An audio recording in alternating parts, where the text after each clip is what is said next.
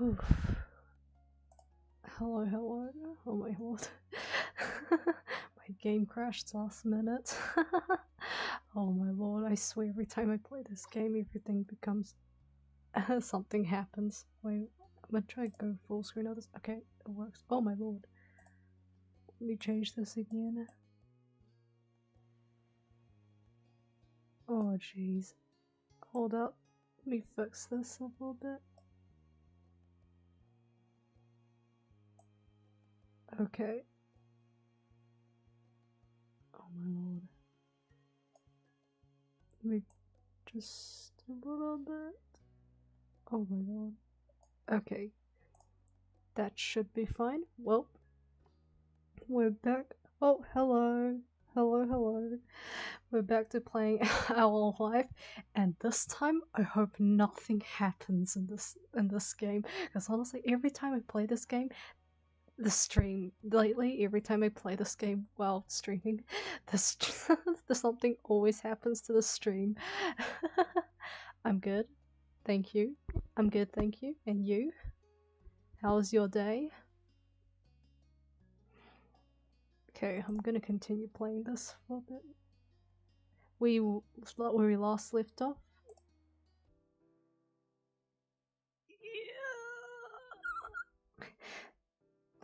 Yeah. Man. Okay. Oh jeez. Let's hope nothing happens to the stream. I pray. I pray. I must pray. You nodded faintly. You weren't sure if he meant just today, this summer, or your entire time knowing each other. Oh, you're doing fine? That's good. That's good. But it didn't really matter. It was true either way. Thinking back on the years that you and Cove have been neighbors, it was difficult to even try to reflect on it all at once. I'm so glad. I'm so glad we ended up here. Yes, I agree, I guess. God damn it. Why? Why is he? Oh, jeez. Every time. Oh, frick. He gave you a soft look and you beamed, knowing that he could also mean many things, but from his tone, you're certain he didn't only mean here at this event. It was more than that.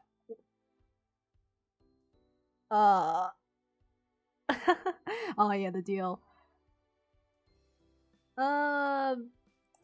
Let's. The party eventually started to wind down, and at last it came to an end, finally. When the main lights turned on, you blinked against the brightness of them, making sure you still had Cove in your sights. One final speaker came up to the podium on the stage. Oh wait, let me change the volume for a bit. That should be fine. Can hear the music a bit more now. One final speaker came up to the podium of on the stage, thanking all the guests for coming and wishing everyone a good night. It was bittersweet to see it come to a close. Your time with Cove here was precious. At least the memories could be brought with you. Osman, this wine tastes the same as I remember. But where are those who share the memories? Wait, no. Wrong game. Giving the space one more look, you walk together with Cove out to the parking lot. It's weird that they call it the parking lot instead of the car park. Interesting change of slang terms, I guess. Terminology. Oh yeah, can you hear okay? Can you guys hear okay? Okay. The other guests were doing the same, so you got stuck in a bit of a crowd. Though Cove was so tall, you could always see him, and it was easy enough not to get separated. The parking lot itself was quite big, and even more noticeable now with fewer cars blocking the view. It took a little while to actually locate Cove's car across its expanse. Eventually you found it, and the two of you bundled inside the vehicle and buckled up. Oh, you can hear? You can hear? Okay, that's good. The trip home was quiet as you both silently reflected back on the experience.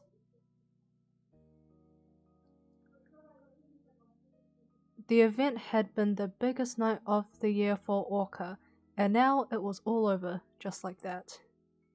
Outside your window, the surroundings soon became familiar, and you found yourselves back in your neighborhood. Cove pulled the car into his driveway and put it in park before letting out a relieved breath.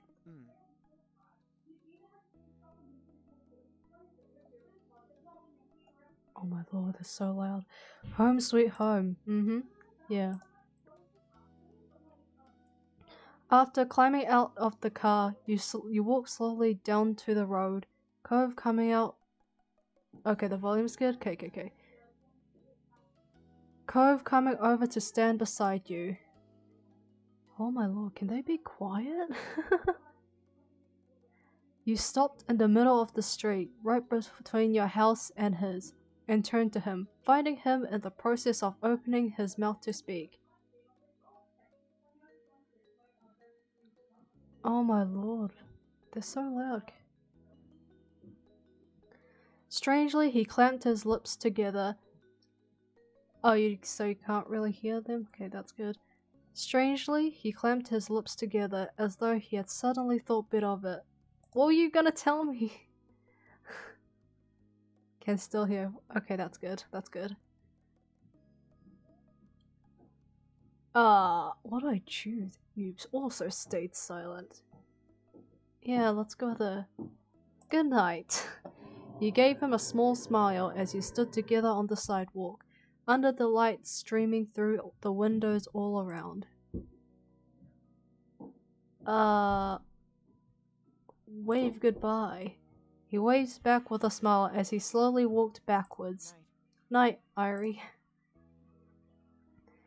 With a last wispy smile, he left towards his front door. Figuring you shouldn't linger in the street for much longer, you crossed the remainder of the road and did the same. When you reached your house, you pulled out your keys and stuck them in the door, trying your best to be silent about it. Opening the door a crack, you turned back and looked at Cove from over your shoulder. Your eyebrows lifted in surprise to see he was doing the same, holding his front door open, but waiting for you to go inside before he did. I think he's smitten. You shared an amused smile before you both stepped into your own houses, locking the door behind you. It was quite late, so everyone else was already asleep. As quiet as a mouse, you tiptoed up to your bedroom and changed out of your formal clothes into your pajamas. Now that you were finally home, you were exhausted. You brushed your teeth and got ready for bed in darkness, before crawling under the covers and letting out a heavy breath. It was still strange to think about how that was it. The build-up to the event had felt like so much. Now it was completely behind you. Your mind was busy with rapid yet muddled thoughts as you faded closer and closer to sleep. An unconsciousness crept up on you. You felt more content. It was a big deal, but there would be more in the future. You could accept what it had been, and you could dream about what you'd get to experience next. What do I get to dream about? Oh? Okay. And then you are taken away from dreams right back into reality by a sound. Snap back to reality. Let's save you. Your eyebrows pinched together, fully unprepared to be a part of the waking world again. The day was over, and it had been an eventful one. But you heard another— it's fucking Cove! It's Cove again. But you heard another noise. It was a tapping. Your eyes flew open. The window. There was a tapping that came from your window. Cove Holden. Yeah, fucking Cove Holden. Yeah, slowly. I do that quite slowly. You pried yourself out of bed. Your blanket was flung back. You rolled and then sank to the floor. You froze for a second there to let your half-asleep brain process the fact you were mostly on your feet now. There was another tap at the window. You shuffled towards the window, something akin to a zombie. Bleary, you opened the window and there was Cove. Fucking knew it! You blinked at him. I am not surprised. You had not been surprised to find Cove awkwardly crouched on your window ledge. However, you were taken aback to see that he was a little overdressed. Cove hadn't changed out of his formal clothes. You also noticed that he was perched clumsily. You didn't know if it was because he was trying to keep his fancy clothes clean or if he felt weird about something. His body was too stiff and awkward. Cove smiled sheepishly. Good lord, that word. Hi.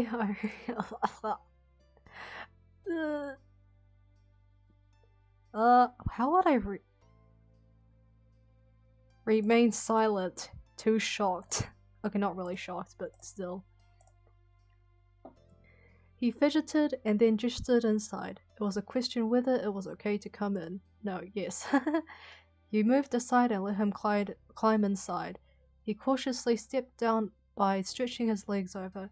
Strangely, he didn't use his hands for support. It was clear to you now he was holding something. When he was safely on his feet, he briefly checked out his clothes, twisting around to see the back of his pants. He caught you looking and shrugged. I did go home after the event, but I knew I wasn't gonna be able to settle down, so I just walked back out. Typical. I needed fresh air and time away from everything. He paused for a moment and raised his clasped hands together where you could see them. But then something happened and, well, so, I had something I want to show you. Cove grinned like a child and gently unfurled his fingers, not being able to keep you in suspense for even a minute. Hey, a firefly, cool. Carefully, sitting inside was a tiny yellow light. It blinked off and then on again. A firefly. Delicately, he moved his hands closer to you, so you could see the creature better. They're back, indeed. Oh god, it's another cut. It's another close scene thing. I don't know. Close-up shot. That's what they call close-up shot. He closed his eyes, his smile now faintly illuminated by his insect companion. Honestly, I didn't think I'd see them this year. I don't know why. It's just they were kind of late, and I guess I've been worrying about a lot of stuff lately. You could tell that the firefly genuinely lifted his spirits. He seemed at peace, and he wanted to share that with you. The fact that his first thought after discovering the fireflies was to come over and celebrate the joy with you made you suddenly feel very cherished. God damn it! Cove opened his eyes, but he looked away, not meeting yours. Nice. Stop staring. No, he's not even staring, but god damn it, who the frick draw these cutscenes? Who draws the close-up scenes? They're like so well drawn. What the hell? Oh my god. I'm not really coughing, but like, I feel like I want to cough. It's really nice, I think. Even if the fireflies disappear for a while, it doesn't mean they're really gone. They'll come back. I can see them again. Nah, I don't need more water. Don't worry, I don't need more water. No, stop staring at me like that, stop! Oh my god! No, stop staring at me like this, no! No! Who drew you?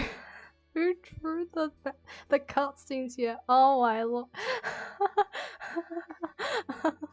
Oh god, I'm actually... Cove looked at your face, his smile now fragile.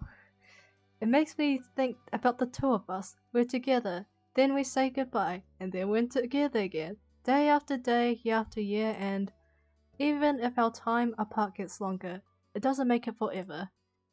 Airi, oh my lord. Airi, I'll always be there. I can't read this out loud. Oh my lord.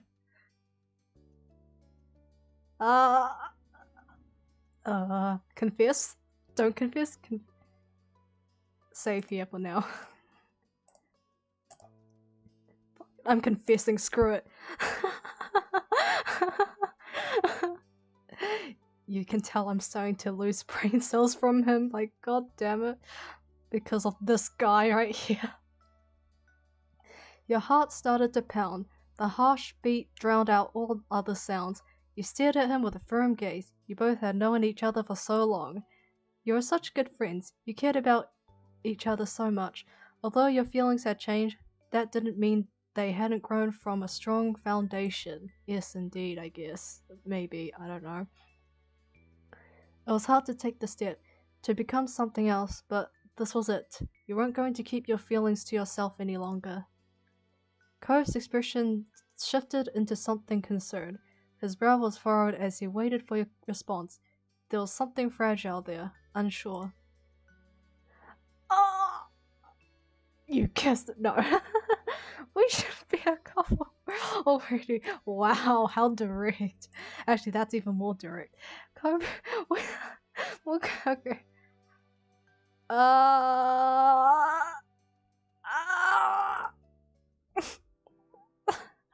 There. Now he's shocked. Okay. Good, you should be. Thanks. The rapid pulse inside of you seemed to grow even more deafening. Well, that's it. That's what you needed to know. What do you think? So nonchalant. Why am I so nonchalant? Ko froze up, face stuck on the shocked expression, but you noticed a slight tremble travel through his body as he went dark red. He swallowed hard. Oh my god, Airi. Oh my god, Airi. His expression. His eyebrows furrowed, and he openly struggled with words. He made several false starts, unintelligible pieces and parts of thoughts. Finally, his voice cracking all the while, he got something out. Really? It's okay. You like me? You want to be with me? I mean, sure. Oh my god. It was like he could barely process it, as if he never thought reality would let him have this. He stuttered stiffly. He's crying? I'm just so glad He scrubbed at his eyes. His voice went soft then. I thought I was ruining everything. I felt so bad. And we've been like this for that long. How could I ask to change it? But I couldn't stop myself from wanting to. Wait, what? If this isn't just me, if you feel that way too. Ah!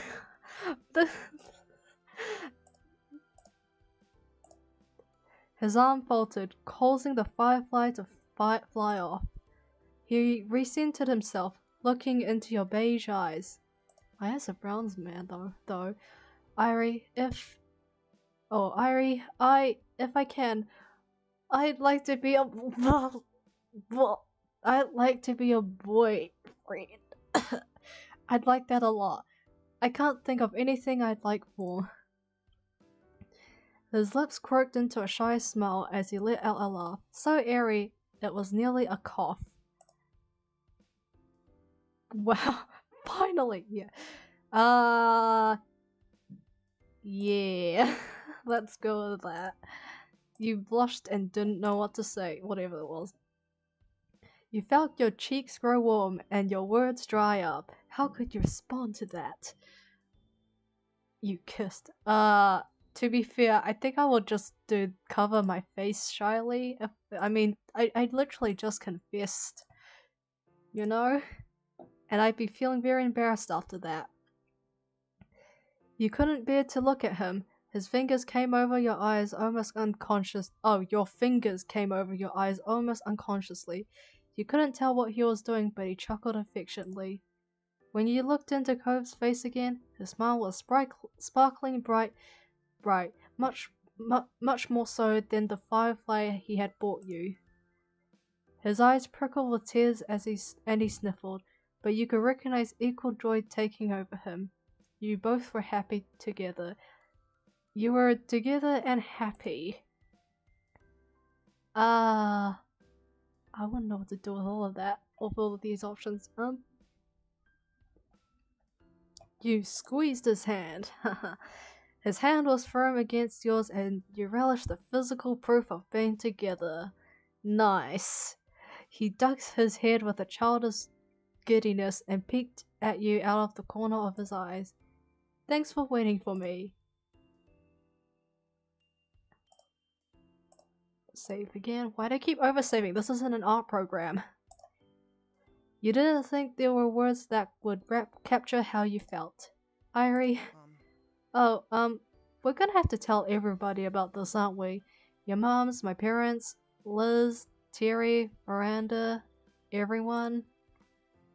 I don't think they'll be surprised. Yeah, they wouldn't. I'm pretty sure they had a feeling.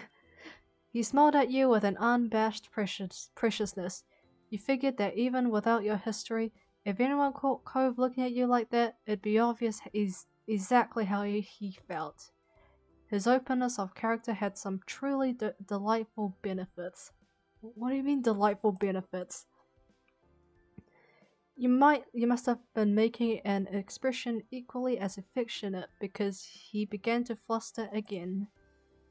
He made some stuttering chuckles and then quieted down, his mouth forcefully staying closed. You both took a moment to process. After 10 years of being together, you are officially a couple now. Nice. Congratulations, JK. Cove looked into your eyes with a soft, slightly shy expression. There was hope in his smile. Do you want to go to the hill with me? I bet there's still fireflies. Yeah, dude. Cove brightened. He was practically bouncing at the thought of a secret excursion.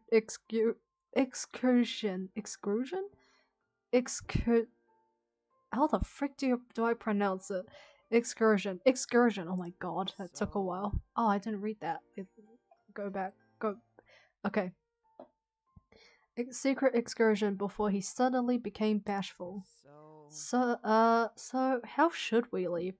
We could just try the door. We don't have to do the window thing, but maybe that bother your family?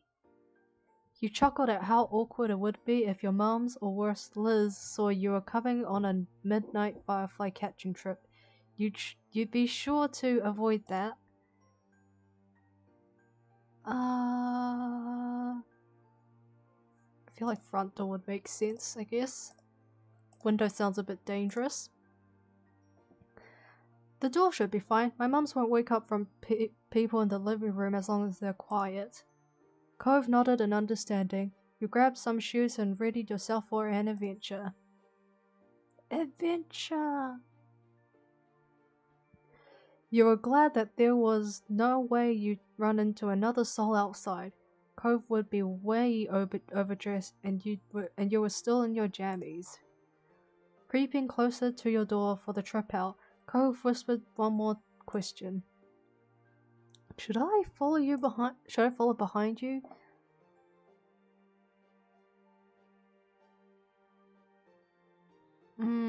Yeah, just follow me. Oh, hello, Farsky. Farsky? Is it Farsky or Fast Guy? Hello, Fast Guy. I think I'm gonna call you Fast Guy. Okay. The two of you huddled together and exited your room. You quietly tiptoed down the stairs, wincing when your feet popped and then froze. Neither of you heard anything further, so you continued to the front door. You unlocked the door slowly and tried to minimize the click of the lock. You took a deep breath and then turned the knob. Either way is fine. Oh, okay. I'll call you Fast Guy. Fast Guy then. You let Cove out first, and then snuck out into the brisk night air. It was surprisingly cool, but not at all unpleasant. Cove gave you an encouraging smile, but neither of you risked speaking, yet.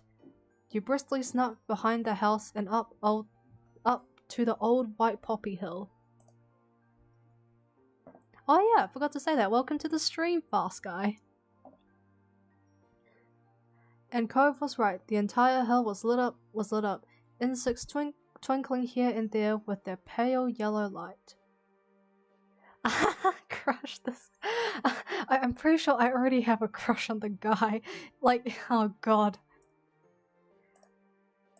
It's this might be one of the, very rarely, very rarely play like visual novel games because half the time I'm just not really interested, but this might be one of the first few visual novel type games where I am actually interested. I'm like, man, this, and also the art's great. Art's great, I love the art. Kind of wondering who drew it. And Cove was right. The entire, oh yeah, I've already read this part, lol. Cove let out a contented sigh, finally able to relax in full. He strode further up the hill to better enjoy the view. You walked along as well, letting yourself be surrounded by the twinkling display. Then without warning, Cove plopped onto his back. He paid no mind to smacking his formal attire in grass. He put an arm under his head and stretched the rest of his limbs out. He was clearly getting quite comfortable in the dirt there. I sat down. You looked around and found a soft-looking spot to sit. You brushed some of the longer grass aside and settled in. I wonder if Dad will be mad about the grass stains. He tugged at the collar of his shirt. He didn't sound concerned, just idly curious. Maybe you should figure out how to clean it before he finds out. His smile bent a little and it went silent between you. The only sounds were the rustling of bugs in the breeze, and the faraway crashes of waves on the sea. You couldn't help but reflect on what happened only a brief time earlier. Between this and your room, this almost felt like a different world. Yeah, no duh. Was it even real? What happened between you two? You could almost be convinced it wasn't, and that you had never actually stopped dreaming. You stole a glance at Cove. He caught you and blushed. What? That little reddening reassured you. Cove remembered the same as you. What you had was real.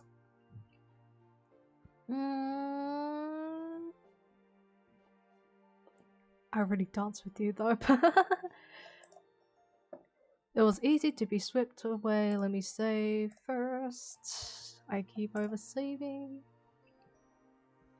It was easy to be swept away by the atmosphere. Fireflies and stars, all glowing in the night, and white poppies glittering by their light. The view brought back precious childhood memories. Both of you were determined to take in as much as you could. You smiled with contentment as the fireflies danced. The hour grew late and the fireflies mostly dispersed, until only a few stragglers remained. Then even they blinked out of sight, leaving you alone with Cove and your thoughts. Cove stole a second to release the words that had been filling his head during the quiet. I'm so glad I get to be with you. You felt a great deal of happiness. Cove's expression was completely open, honest and full of sincerity. He meant every word. No matter how much it didn't seem real yet, it was. Oh wait, did I phrase that wrong? No matter how much it didn't seem real, yeah, it was. Okay, I probably did. You felt as though this was a night that would never end, but you knew it would have to all too soon. You were only grateful to have been a part of it. These were moments to truly treasure. You'd never let yourself forget them. And the last one out of oh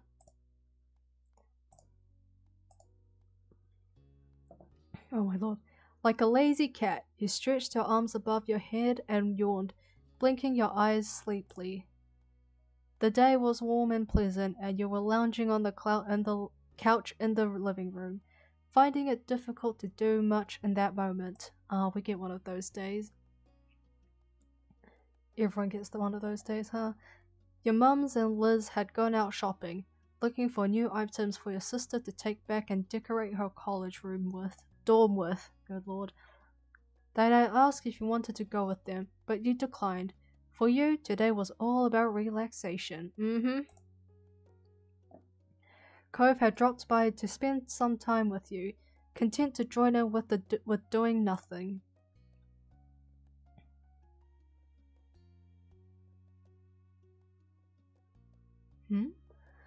The two of you had been chatting idly as you lazed around talking about the other things you had planned for the summer. Let's say you were cuddling on the couch. No.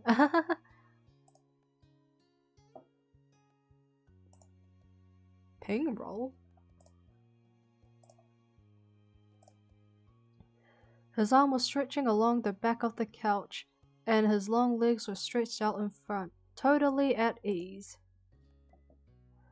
The day dragged on, and you found yourself yawning more and more often between conversations.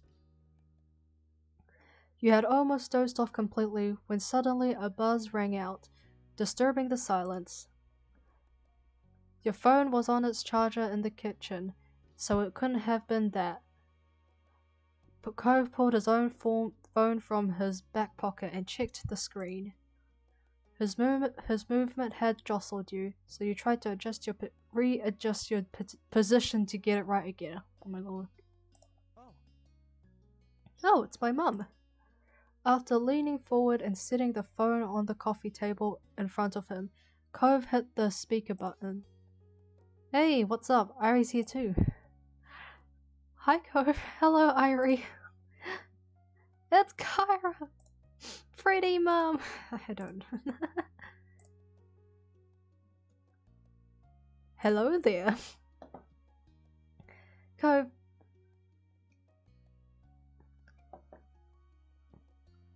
Cove, baby, I wanted to ask you if you have a plan for all your junk. Cove made a Oh. Oh, so that's how it works. Oh, that's kinda cool. Cove made a small outraged grumble, giving you a sidelong glance. That's not junk, it's important. Though you couldn't see it, you could tell by the sound of her voice that Kyra was smiling. But is that a yes or a no about the plan? He looked over at you, his mouth pulled into a tight smile. Oh lord, I'm still thinking about it. Airi?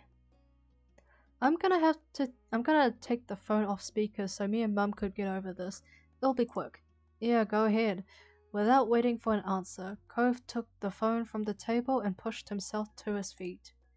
He hit the speaker button again to turn it off, and continued the conversation with his mum as he headed towards the door. The door clicked behind him as he exited the house, and you sank back into the cushions, idly trying to decide what to do next. After electing to grab your own phone from its charger, you resumed your position on the couch, tapping away at the screen. Your mind drifted away from thoughts of Cove and his phone call with all the many ways your device could distract you. Oh, like playing Genshin. It was an effective way to kill the time, and you managed to do various little things when the door opened again and Cove returned. He gave you a smile as he approached, so you figured the conversation couldn't have gone too bad. You watched as Cove strode over to where you were still sitting. He crossed his arms against the top corner of the couch, resting on them while bending forwards to wait, what? Bending forwards to lightly kiss the... What am I drinking? Well, I'm not drinking anything right now, because my cup literally has nothing. It did have coffee before, so I did drink coffee before stream, because like, you know, it's a way to keep me up, sort of. I don't drink coffee all that often though.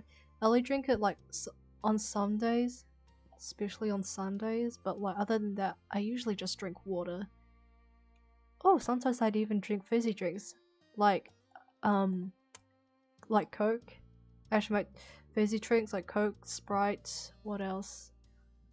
Sprite, 7-Up. I guess anything that any fizzy drink that tastes good, except Fanta. I don't like Fanta Orange. Fanta Orange tastes kind of terrible, actually. No offense. Milk coffee? Man, yeah, just milk coffee with sugar and stuff. Cause I hate bitter coffee.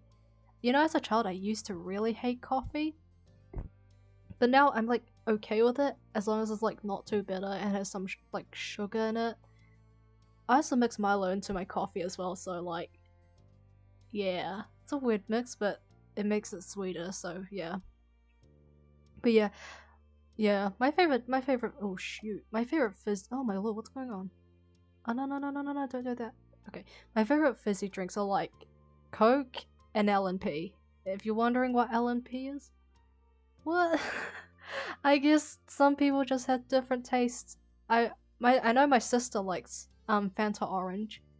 I just don't like Fanta Orange because like, or any orange flavored drinks or foods, because, or lollies, because like it just tastes too orangey like even with like actual fruit oranges, I don't really like them unless they're like sweet, because most of them are just way too sour for me. I prefer them sweet and stuff.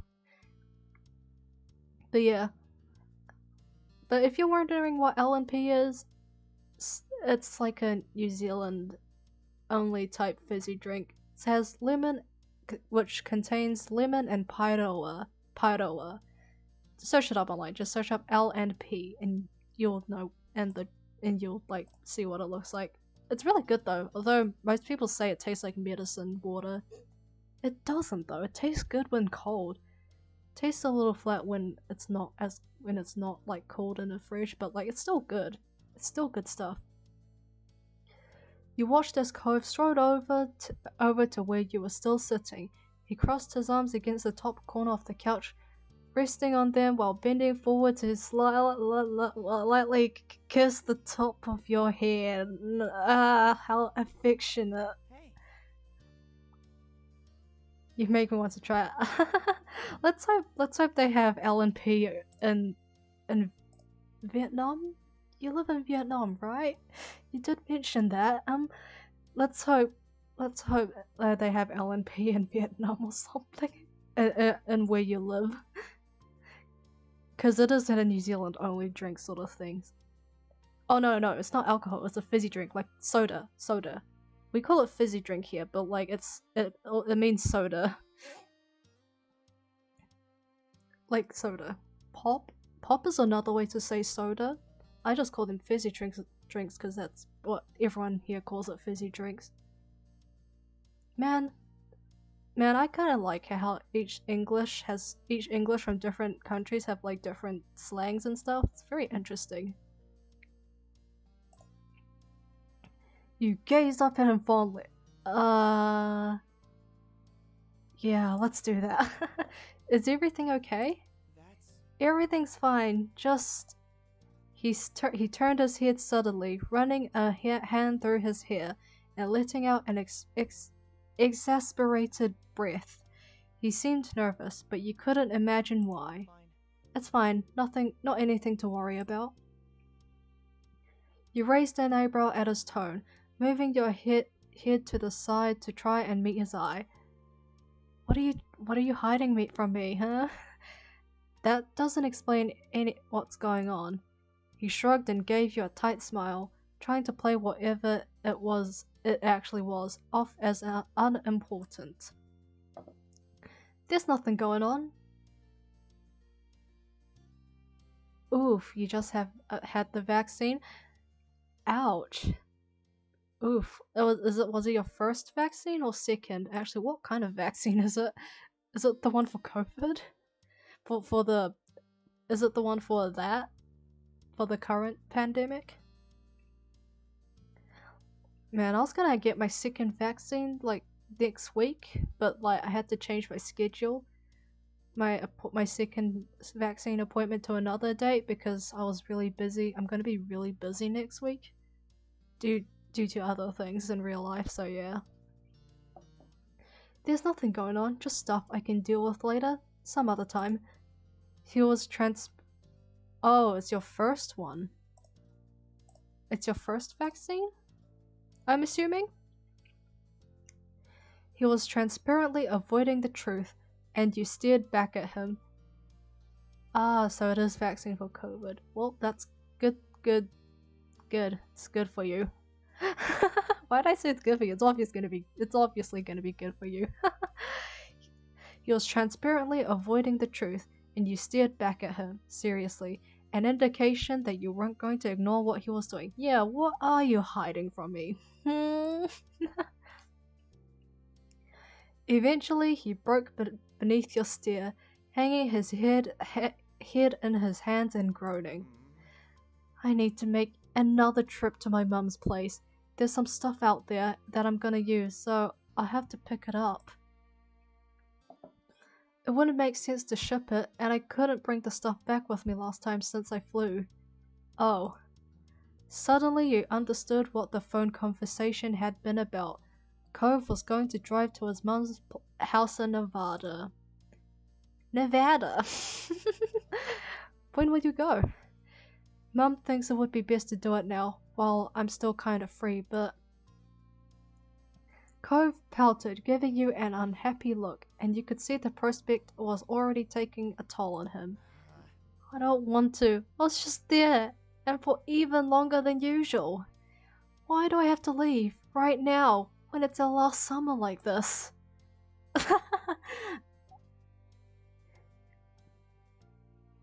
You can hack the system. Yeah, that's kinda cute actually. Aww. It showed you how much he appreciated being there and spending time with you. Yeah.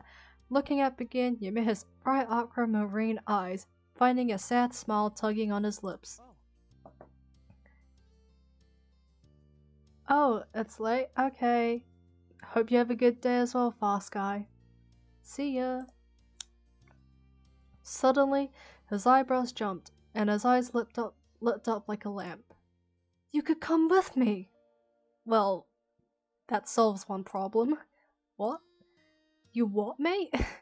You should come with me. I mean, I get that the two of us live next door to each other, and my mum lives in another state. My trips are usually to spend time with her, just the two of us. Night, Fast Guy. But this time, it won't be like that. All I'm gonna do is drive over, stay for a night, and then pack up the car in the morning and turn around again. Most of the time will be spent in the car, so it'd be good to have another person there. Plus, you had the chance to see my mum again and her place. Maybe we could even find something cool to break out on the way. You couldn't stop yourself from laughing at his enthusiasm. He flushed a little, reining himself in. Please? I just feel like it could be fun. Please, could you think about it? I wanna go. I wanna go. A road trip sounds fun. Okay, a road trip sounds fun. I'll have to let my mums know, but as long as we've got nothing else important on the days we pick, then there's no reason I wouldn't be able to go. He grinned from ear to ear, thrilled by the news. He put both of his hands on your cheeks, kissing your face all over, having to bend down far to do so, but he didn't mind it a bit. Then he wrapped his arms around your neck, letting out a happy sigh. How affectionate! You are surprisingly affectionate, sir. I'm so glad. This is so great. I'll call my mum back and let her know right now. You spent some time together going over your schedules and making plans for when you could make the trip. You needed to fit in around both of your work schedules, which took a bit of doing, but came together in the end. Luckily, it was only a 2-day trip, so finding a couple free days in a row wasn't impossible. It wasn't long before the dates were finally set and all the plans were made. I need to slow down on reading this, man. Content. It would be a good chance for you to get out and see more of the country, and it wasn't much of an inconvenience. No matter what you thought about things, the morning when you were due to leave arrived. It was cooler than usual, the sun barely peeking over the tops of the houses.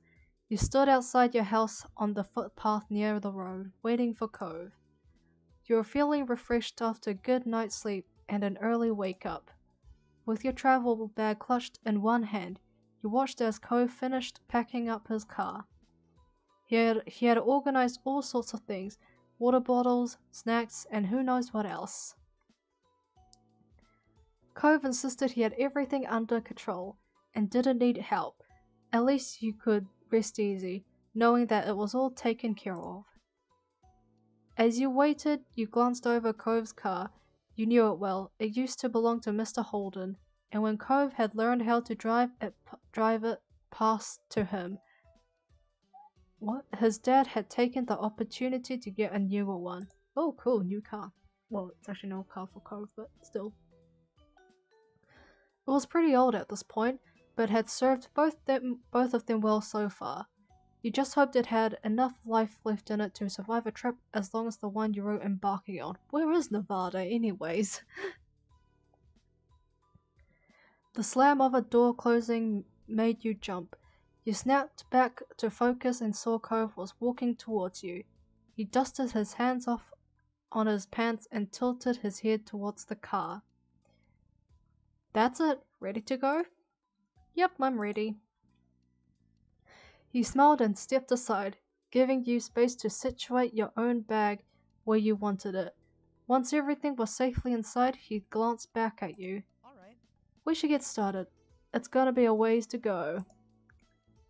Whoa, yeah. The two of you climbed into the car and buckled up. Cove in the driver's seat and you were sitting shotgun. His eyes moved to you. What? Thank you. Thanks again for coming on this trip with me. Of course, it's no problem. After checking the windows and starting the engine, you pulled out of the driveway, and the trip began. With a small sigh, you got cozy in your seat and watched the familiar houses in your neighborhood pass by. Cove reached over to turn on the radio. A crackle of static mixed with the odd snippets of songs filled the car as he flipped through the stations. Mr. Holden's car was in good condition, but it was, well, older. There was no way to plug in a phone to play music, so the radio had to do. Eventually, he settled on classic rock station, before sitting back and resting both hands on the wheel. Is this okay? Yeah, it works. I mean, I'm not gonna be too picky about radio music. About music from the radio stations. He smiled, happy with the answer. Oh, what's that radio station? Breeze? I know it's called Breeze. Welcome to the Breeze? I just don't know what the number it is. What number it is. Time flew by, and with the scenery outside your window became more and more unfamiliar. Neither of you spoke for a good long while, but the quiet was comfortable. You had become all too used to each other's company over the years. Eventually, Cove broke the silence, clearing his throat slowly before he spoke. It's been too long since you and I have spent time with my mum. I know she still comes to the neighborhood sometimes, but it's not even once a year. I'm always coming to hers. I'm happy the two of us are doing this. Agreed. I have not seen Kyra in like a while. And for a while. Yeah, me too. Your elbow resting on the windowsill as you gazed out at a world that was slowly coming to life as the morning rolled on by. The sun climbed higher in the sky, forcing you to adjust the visor overhead to keep it out of your eyes. Hey, do you mind reaching the back for me?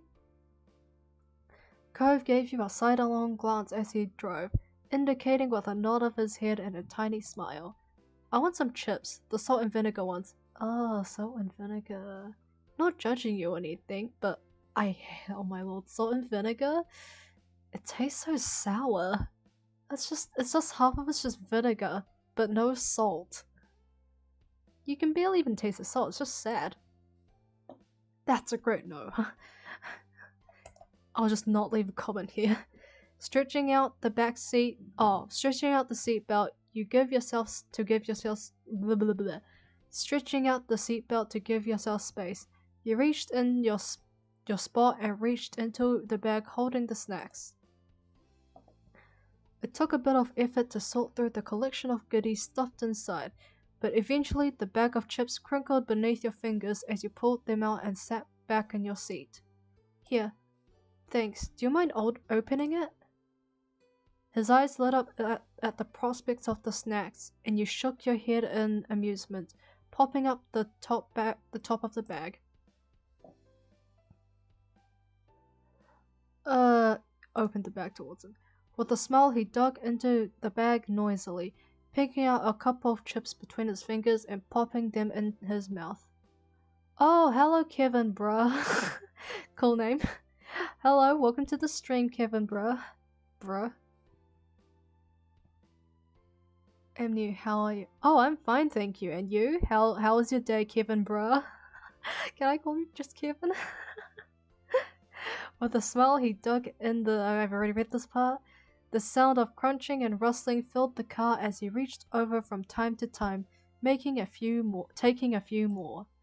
Ultimately, he elected to drag out an entire handful at once, losing a few of the chips to the floor.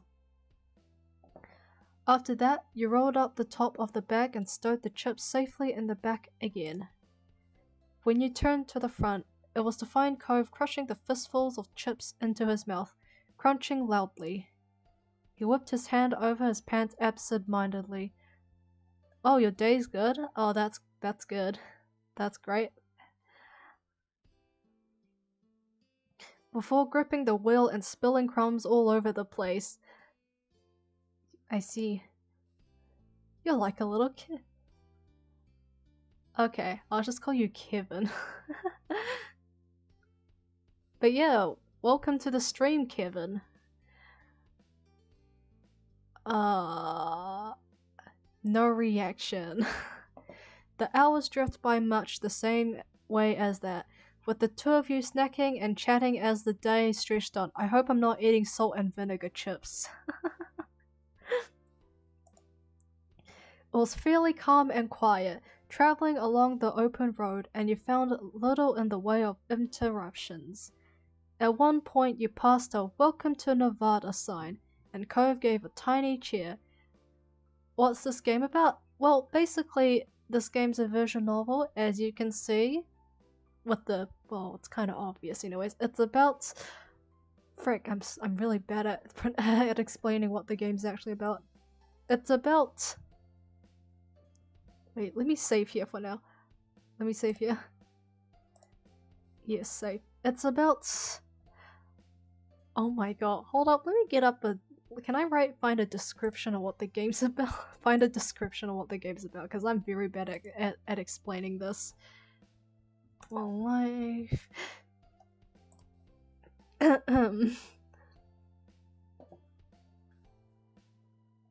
Oh, let me find a good description of what the game's actually about, because I'm really bad at explaining what the game's really about. Okay. Coming from Steam. Apparently from Steam. It is a nostalgic visual novel where you design your own character and grow from childhood to adulthood with the lonely boy next door. Create an experience that's all your own on this near fully customizable, choice heavy story.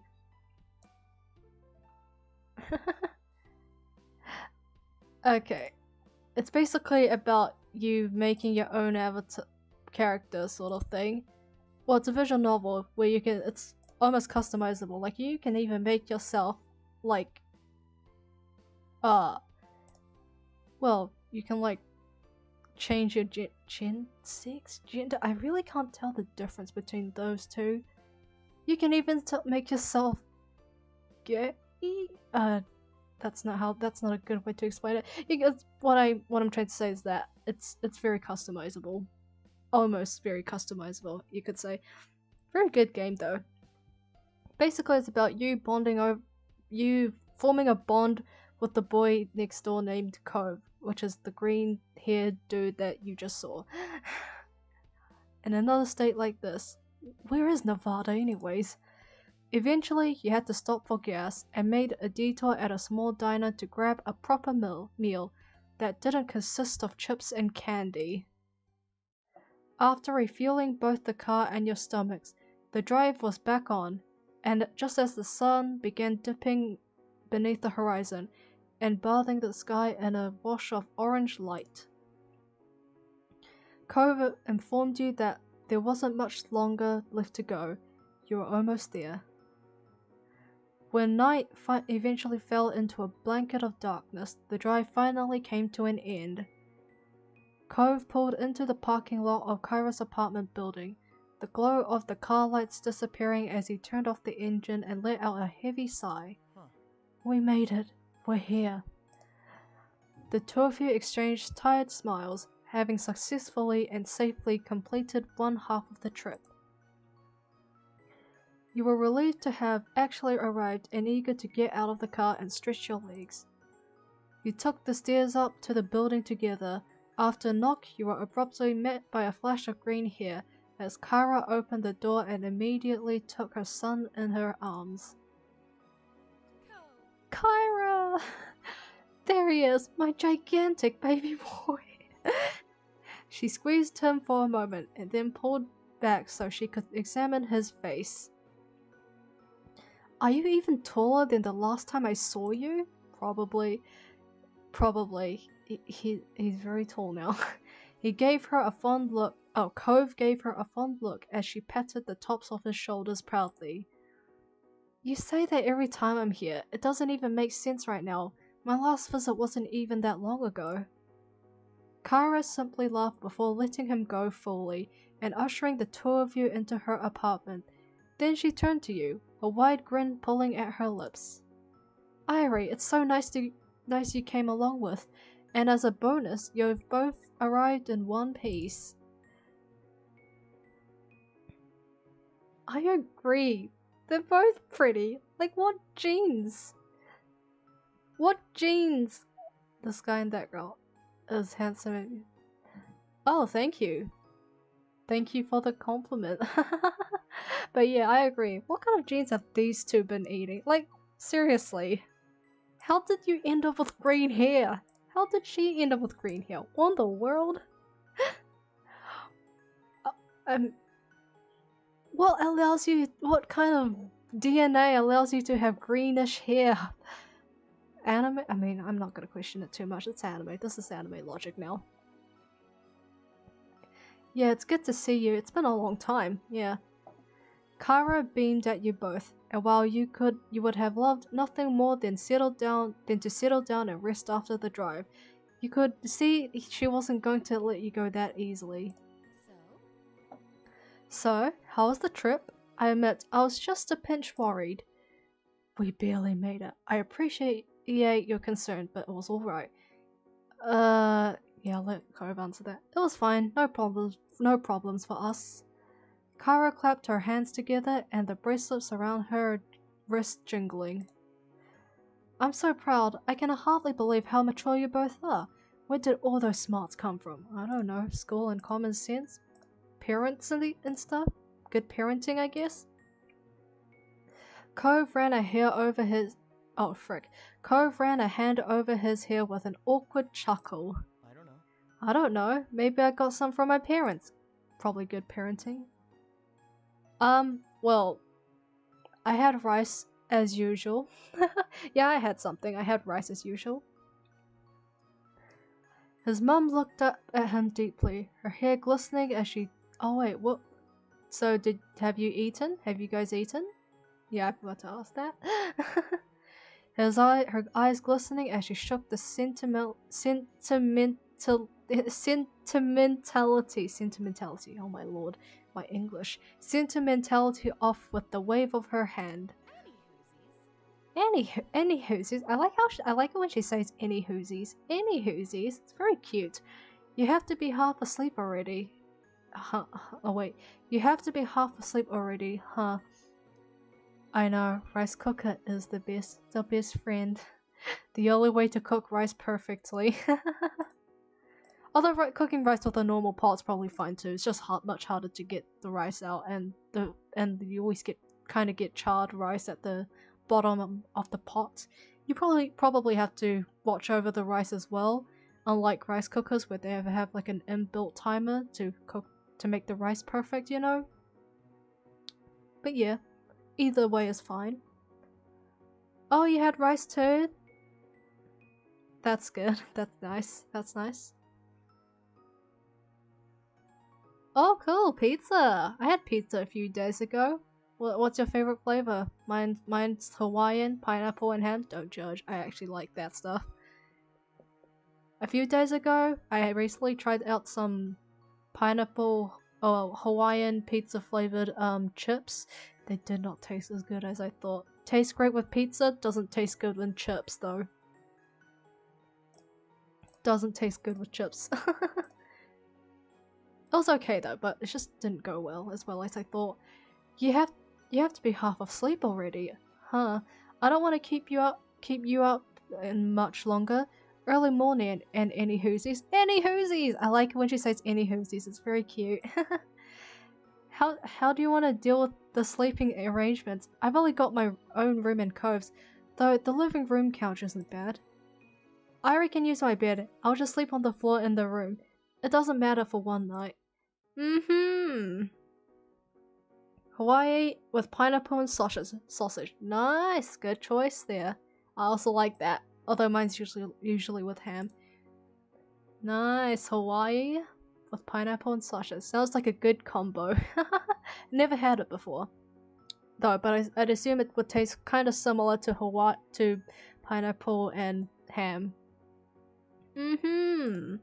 Kyra gave him a skeptical look, her lips bent into a teasing grin. What? I wonder why I don't believe you'll stay on the floor when Airi is right there in your bed. What are you implying? Cove froze in shock, his cheeks turning a dark beet red. Then his eyes narrowed, and he scolded her with a harsh whisper. Mom! Kyra giggled to herself, but managed to give him an apologetic look upon seeing he was less than impressed by her teasing. Sorry, baby, I'm only pointing out the obvious. Yeah, she does have a point there. I have no clue what my reaction would be if this happened.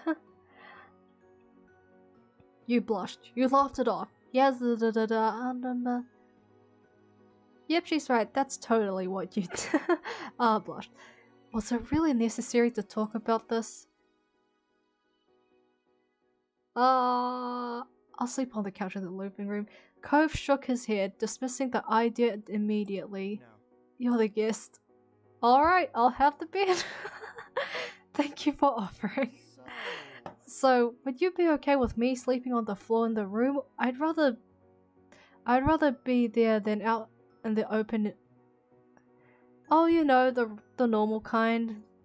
The normal kind, not the sticky rice type, not the long jasmine rice with pork.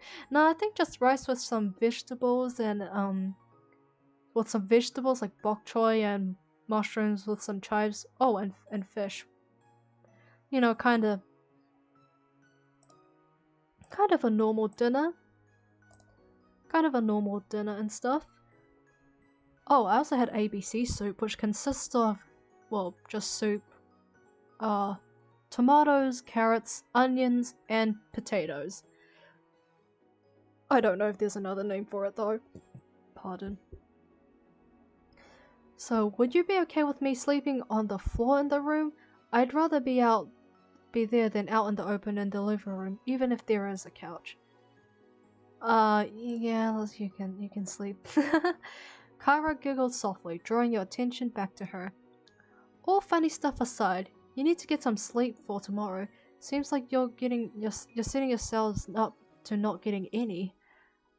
I know that sounds really captious, but I'm a mum and I have to say these things. Come on, we're not little kids having a sleepover. We're responsible adults, right, Airi? Yes, very responsible. No, we're not. Well, I am, Cove. You simply smiled at him, yes. I'll leave it at that, then. For now, just remember that all the walls here are thin in this apartment, and if you can't settle down and sleep, I might have to separate you. Oh yeah, just wondering, did you have rice with pork? We'll be good. Perfect. Kyra claps her hands together, her bracelets softly tinkling against each other again. It's only getting later, so I better let you prepare for bed. She nodded towards the hallway and gave you a small smile. I'll play hostess for a sec and show you where the bathroom is first, Airi, and where you'll be staying the night. Thank you. You hoisted your travel bag back over your shoulder and followed behind Kyra and down the hallway. Cove shuffled along behind you, disappearing into the bedroom while his mum had you go over to the restroom. The apartment was small, but nicely decorated in soft cool colors with plenty of artwork hanging on the walls to give it character. It was stylish, and exactly what you would have expected from someone like Kyra. After being shown the bathroom and wishing Kyra a good night, you headed into the room and found Cove already there. He had changed into a sleepwear for the night as well and set aside his glasses already. Looking around, you found the bedroom to look much the same as the rest of the apartment, but with small ocean elements you were sure Cove must have enjoyed when he stayed here. Oh, you had rice with egg? Oh, that sounds nice.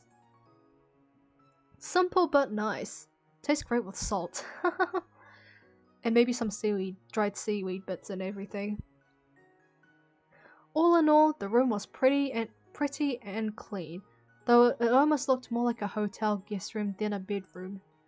Cove only spent a few weeks out the year there, so it made sense that it wasn't especially lived in. Oh, nice PJs, man. What do you think? It's pretty nice, huh?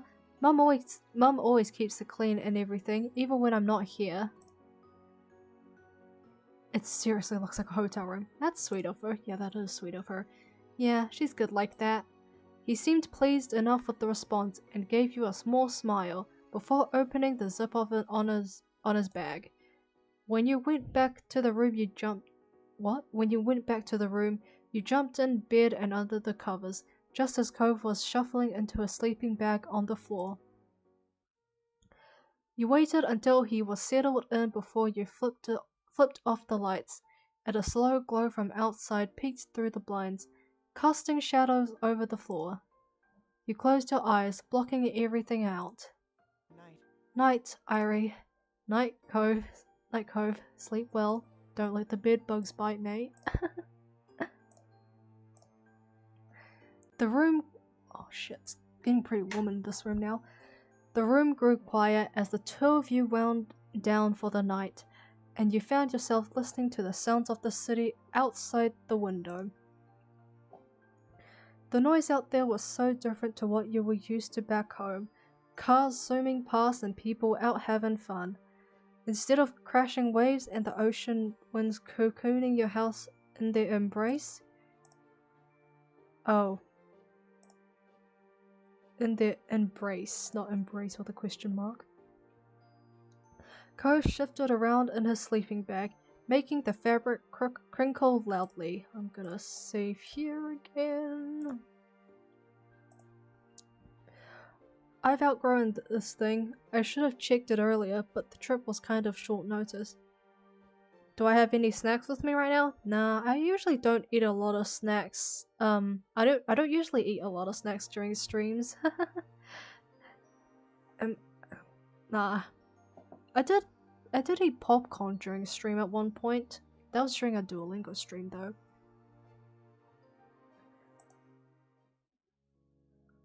Why don't we shoot now? Are you really sure you don't want— I don't mind trading places. No, it's alright. It's more important that you're comfortable. You're already doing me a big favor by coming here in the first place. Just let me do this one thing and give you a bed. That's what I want for this trip, okay? Pursing your lips tight, you gave a small nod and admitted defeat. Are you eating a snack right now, though? Right, alright, I'll have the bed. Thanks, Cove. He made a small noise, but said no more. With an accepting sigh, you pulled the covers up under your chin and got comfortable. The next day dawned, bringing with it the sounds of birds chirping happily outside the window. You opened your eyes slowly, letting them adjust to the lights as you tried to recall where you were. And remembering the unfamiliar sight of Cove's second bedroom. Oh, that's cool. Cove had nudged you awake. Rise and shine, Airi. 5 more minutes, please.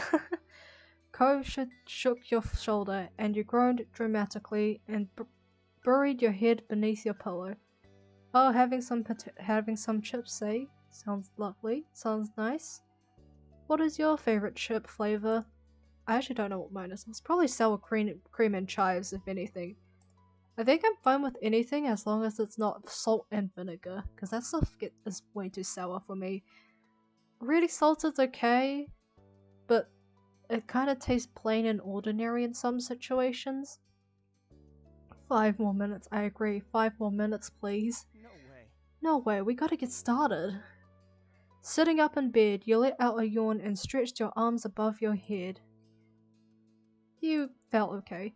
Considering the long drive the day before and the late night, you were feeling ready to get the day started.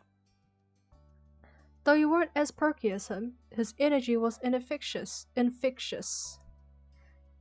Good morning. You pulled yourself out of bed, grabbing a fresh change of clothes and your toiletries, before heading to the bathroom. After all that, you met Cove back in his room. He was sitting on the floor when you entered, sorting through a bunch of stuff in a box, determining what to bring and what to leave behind. Hey. Hey, can you pull out that stuff in those drawers? You nodded, though he hadn't even looked up from his task, so you knew he wouldn't have seen. Heading over to his drawers, you started the task of taking out various items and setting them on the ground in front of Cove. Another hour passed by in the silence, and you were happy to see you were making great progress with Cove's room, with only the closet left to sort through.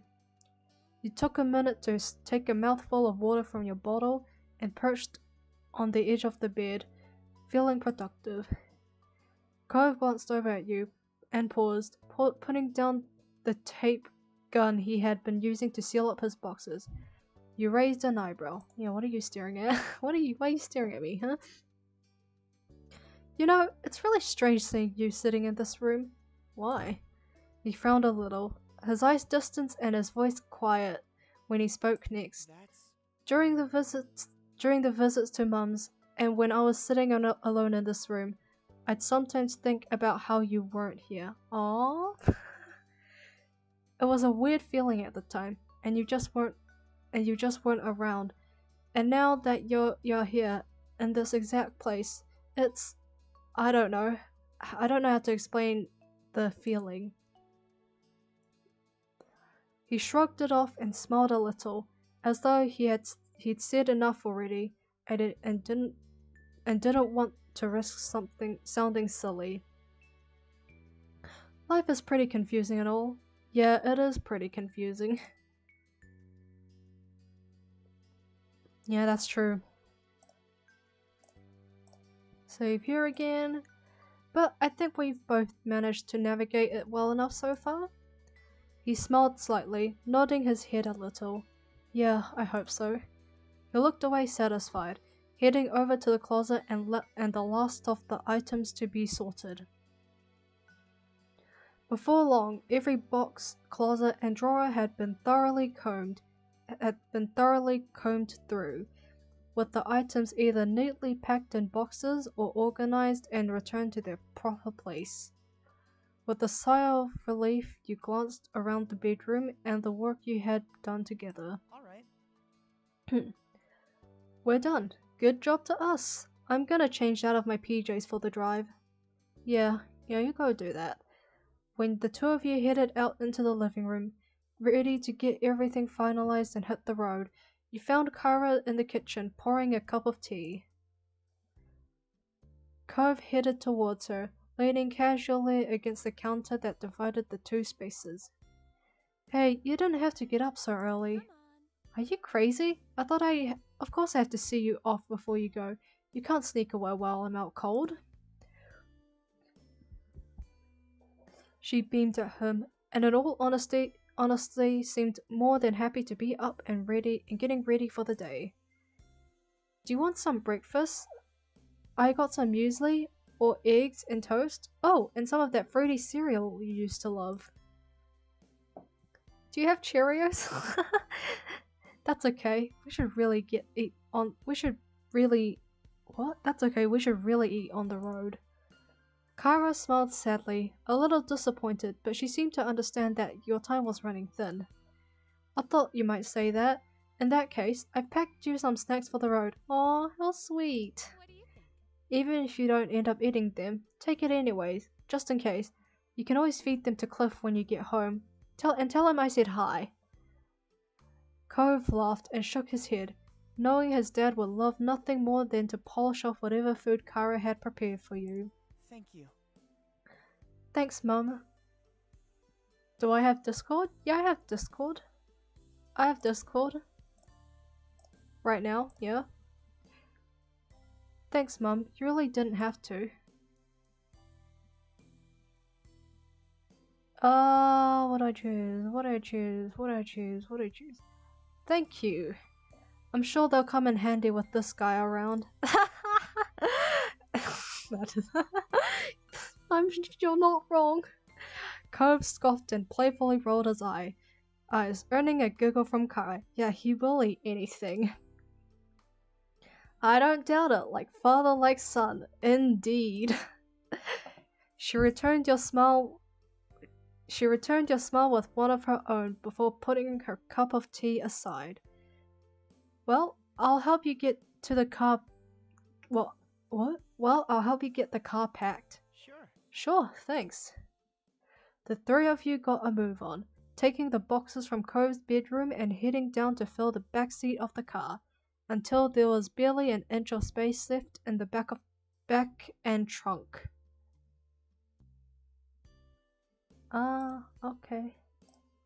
Okay. I'll think about it, lol. With all of you helping, it only took a couple of trips to move everything, and you were done before you knew it. Then it was truly time to say goodbye.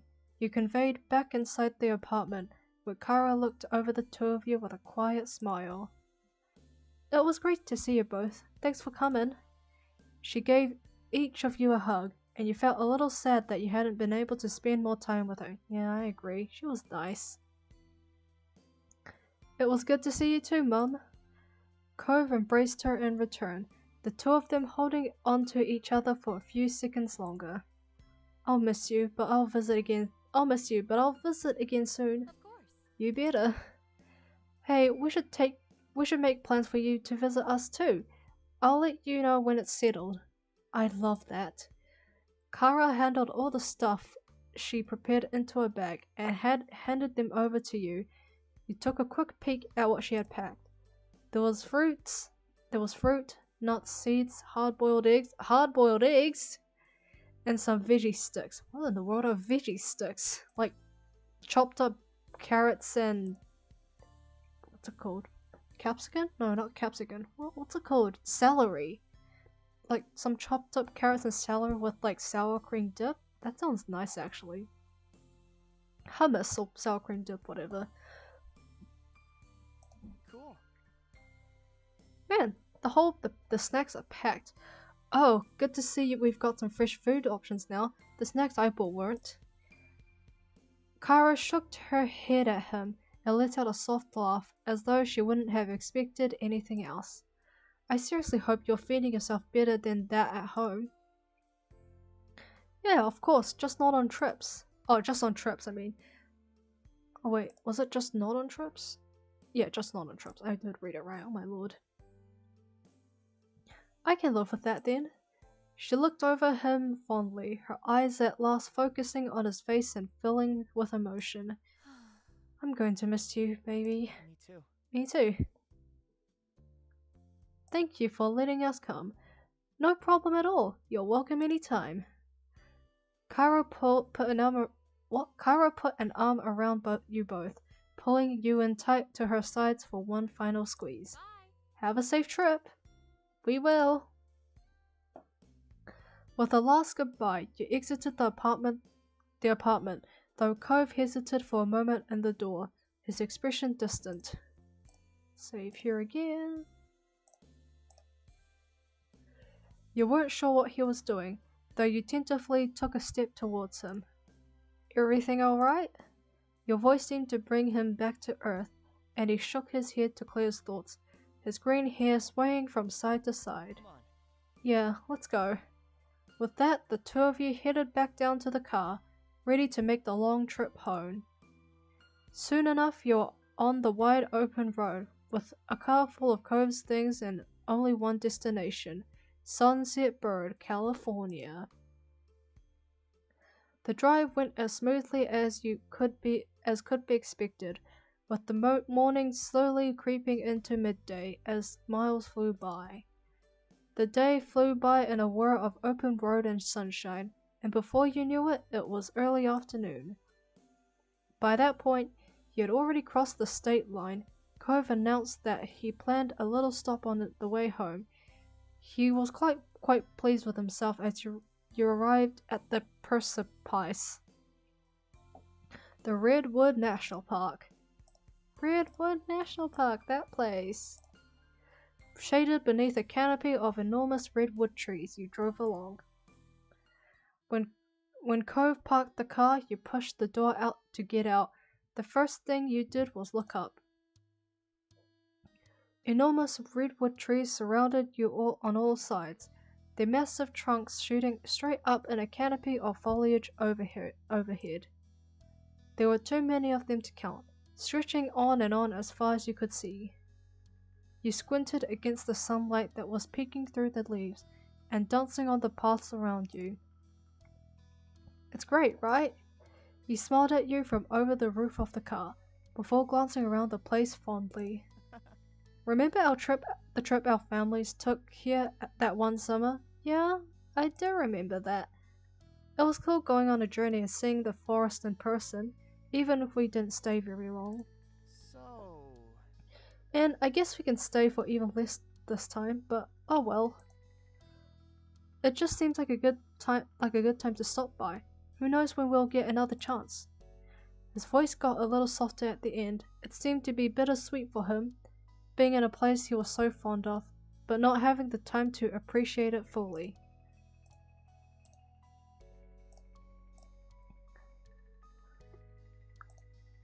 It was a beautiful place to stretch your legs and take in some fresh air.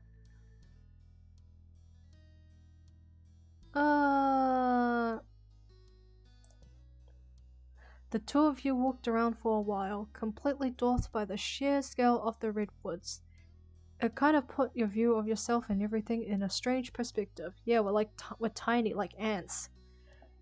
You took in a lungful of clean forest air, listening to the sounds of birdsong and the cool breeze rustling through the underbrush, taking advantage of the space to move around freely. However you felt about being there, it was a totally different scene than sitting in that old car for hours and hours. Yeah. You didn't pull away, and he intertwined his fingers around yours, smiling at you as he relaxed into your touch. Being here again, you couldn't help but reminisce on what else had happened during the trip you had taken here all that time ago. There were a lot of things that had reminded you of it recently. You looked over at Cove, who seemed to be lost in the peace of the place, and you wondered if any of it crossed in his mind. Yeah, it's free on Steam. This game is free on Steam, but like you do have to buy the DLCs and stuff. Smiling at the sight, you thought back on what had been a highlight of that long-gone vacation. Elizabeth teased us mercilessly on that trip, remember? Liz really pulled no punches when she was a teen. I can hardly believe some of the things she said to us. Save here again. Cove groaned, and though his eyebrows dipped grumpily, you could see the shadow of a smile tugging at his lips. I remember, unfortunately, but I don't know why you're pretending she's gotten better. Liz never gives me a break. Maybe it's because you're easy to make fun of, perhaps. Well, not really make fun of. Easy to tease. You had to... Yeah, it is really long. Like, even, like, if you play with the DLCs, I bet if you play with the DLCs, it gets even richer. Like, honestly, this is a really good visual novel. Like, one of the best, I think, if I think about it. Like, oh my lord. Gotta give it to them. They're really good at it. This is a really good visual novel. I might play their sequel, which is, well, it's not really a sequel. It's like a, sort of like a sequel, but it shows different characters. They're making it right now, the creators. It's called Our Life Always and Forever? No, it's like something like Beginnings and Always. It's like Now and Forever, I think. It's very, like, yeah. Yeah, they're making sort of like a sequel, but they're not showing the same characters. They're just showing different characters now. Maybe some cameos of the characters from the previous game, but still just completely new characters, new cast and everything. Honestly, I can't wait for the second one. I might stream the second when it comes out. You had to crack a smile. Cove was honestly a favorite target of hers for teasing, but so were you. Yeah, she likes to tease me, like most older siblings. You continued chatting about the trip a little while longer, about the things you had seen and done and even eaten. A lot of the memories Cove had of the trip were similar to your own, but you were also surprised to hear a few other things from his point of view. So much had happened. That was there no shortage of things to talk about. The place certainly had a nostalgic quality about it. Your spirits were light as you ambled past information boards and picnic areas. But before long, you decided it was time to bring this short stop to an end and head back to the car to get on the road again. Ah, frick my feet. Oh, my leg is asleep again. Cove sighed when you finally reached the vehicle, jangling the keys in his hand before unlocking the doors. Well, I wish we didn't have to go, but we're going to be responsible and not stay longer than we should. Yes, like responsible adults. How grown up of you. Yes, indeed. He smiled slightly, and with that the two of you jumped into the car, buckled in, and he put it in drive. You were getting closer and closer to town as the sun started settling, though were still far enough away that the radio stations were unfamiliar to you. Whoa, another close-up shot. Oh, shit! No! Oh, I was supposed to save. I clicked on the wrong button. Oh. Well. Save, oh my lord. Save, save, save. Maybe it was a good idea to oversave. Cove twisted the dial this way and that way before stumbling onto a channel with a song he seemed to like. That was a great, rare gift from the fates in a sea of static, strange radio jockeys and grating tunes. His face immediately brightened at the sound of it, and he drummed his fingers along the bottom of the steering wheel happily. Sitting back in his seat, he bobbed his head and shimmied his shoulders in time to the tune, all while mouthing along the words. We're no strangers to love. You know the rules, and so do I. Na na na na na na na na na. You wouldn't get this from any other guy. Never gonna give you up, never gonna let you down. Oh my god. That's probably one of the only few meme songs that I actually like. Would probably sing to as well. Occasionally even lifting one hand from the steering wheel to gesture with his fingers for a specific line. Never gonna run around and desert you. Never gonna make you cry. Never gonna say goodbye. Never gonna tell. Is that how it goes? I don't remember how it goes. Haha, I think I'm singing it wrong. Oh well. Na na na na. Okay, I should stop. You chuckled softly. Cove looked over and rolled his eyes with a smile, clearly enjoying himself despite everything.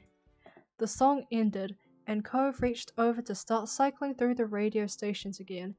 Upon finding nothing tolerable, he flipped the dial off in defeat and leaned back in his seat with a sigh. You rested your head over your hand and stared out the window as the sky darkened, watching the landscape slowly melt into more familiar views. The miles went on, and any energy you had earlier was beginning to drain away. You imagined home and your family. You'd be there together soon. You know, I spent all these years living in Sunset Bird and taking a few weeks each summer visiting my mum in that second room. That's not gonna happen anymore. Not really. Yeah. See you. I can still see my parents, but the way it all works between us has changed forever. He paused, the silence stretching. A serious look settled on his face, his thoughts far away. No, I wouldn't be excited at all. I'd be scared. I would say nothing though. Cove stared straight ahead, down the long, long road. The path looked like it'd never end from where you were, and that wasn't true.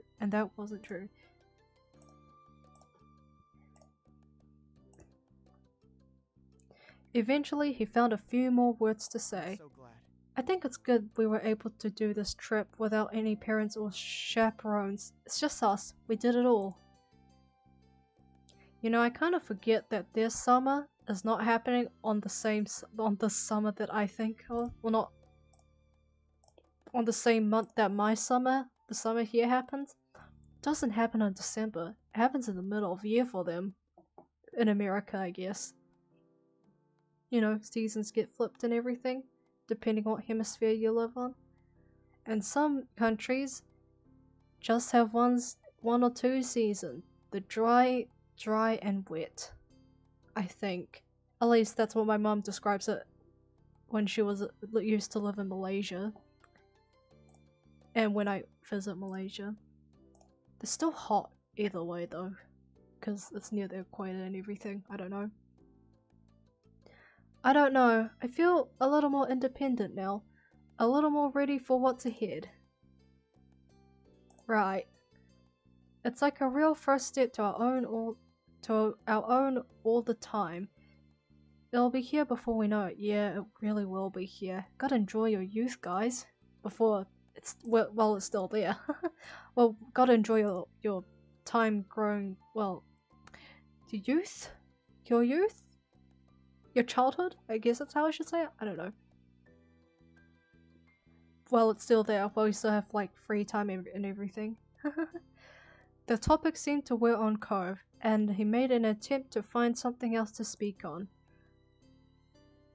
So have you seen the new season of Attack on Titan? JK. So I'm kinda sad about getting back. I'm gonna miss having you right there tonight. He cleared his throat quietly, though said nothing more.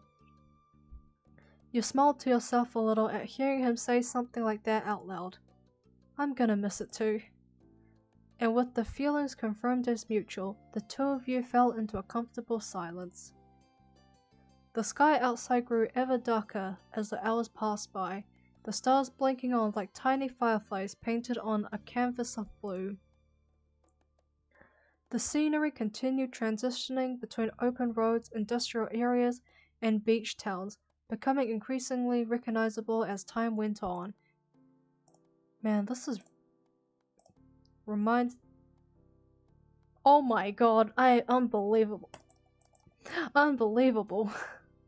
I'm supposed to save, not load. You felt somewhat disconnected from the world around you as you watched it through your window, your tired mind growing hazy. It was a strange, reflective feeling, but peaceful nonetheless. Soon enough, the real world would return to you, and you find your feet firmly on the ground. It couldn't be helped. Yeah, it couldn't be helped at all. Save again. I gotta remind yourself to click on the save button, not the load button. The adventure would end, life could continue, but your memories would linger on. Where are those to share the memories? And then summer ended. Gotta save again. I don't want to go. I don't want. And then summer ended. Moths bounced against your window. Ew, gross, moths, gross. Attracted by the light of your room. A siren call in the slowly darkening sky.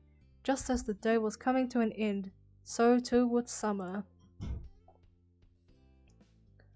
Liz would be moving back into the dorms before long. Luckily, Lee had been able to come stay for a short trip before her own new journey had begun.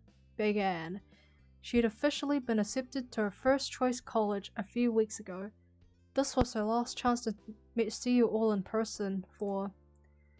You flicked through the plans of the next few months, realizing that you didn't even know what you have the opportunity when you'd next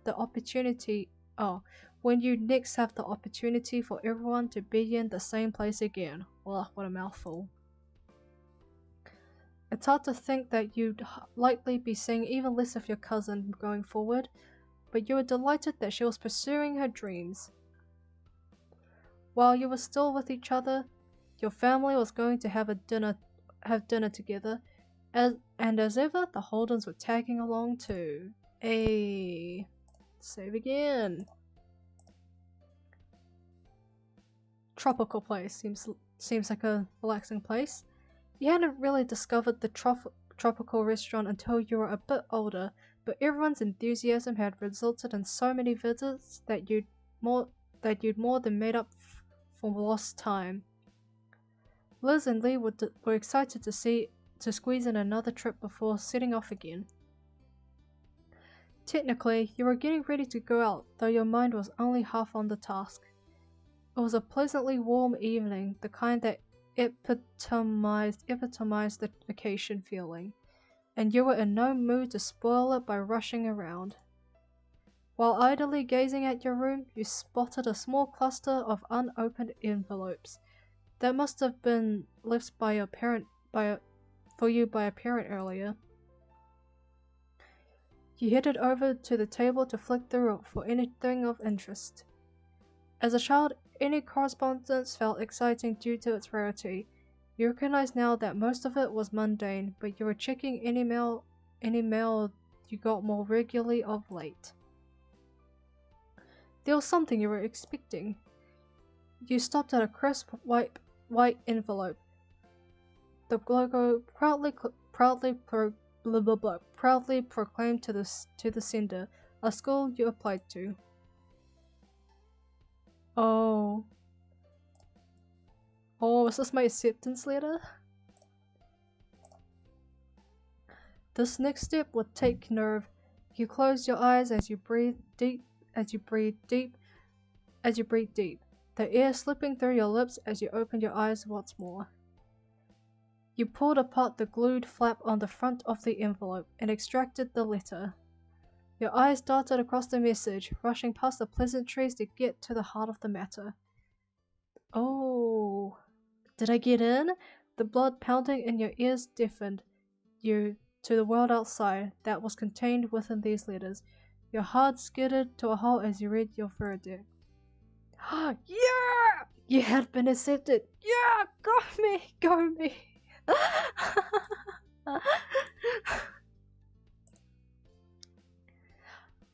You were relieved. The tension flooded out of your body with such intensity that you needed to slump against the wall for support. Yeah, make an announcement. Yeah, let's tell that to everyone. You tried your best to finish getting yourself ready for dinner, for the dinner ahead. It was a strain. Your mind had only half been on the task before. Now with the news fresh in your mind, it was a struggle to concentrate on anything else. Indeed, it would be.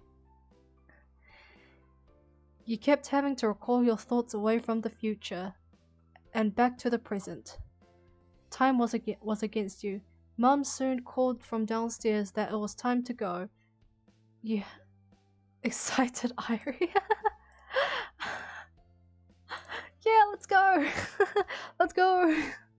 Wait, do people say that now? Don't people say let's go these days? Just a lot when they get excited. Let's go. You had to check the time. Sure that you had 10 or at least 5 minutes left. You were wrong. Very wrong. You had 12 seconds. JK. You tore down the stairs, attempting to juggle your composure among the hurry and excitement. Pardon. You tore down the stairs, attempting to juggle your composure among the hurry and excitement. Your mums, who returned to greet you as you arrived, swapped silent, knowing looks. They couldn't possibly have figured out what happened, or so you hoped. As your mums, they were pretty good at telling things without being told. Yeah, they can read. I bet they can read me like an open book, huh? You watched them hunting for any further signs that they were on the case, but none came. For now, it didn't seem like that they knew what was happening. Maybe they had an eye. Maybe they suspect that something happened. Not exactly, at least, but things were definitely happening. And even if they didn't know for sure what you were cooking up, they could tell something in the air. Yeah, definitely. Everyone piled into the car. While it was marketed as being suitable to hold 5 people, in practice it made for a very tight fit. Your mums sitting in the front were fine. Yeah, I agree. That's relatable actually.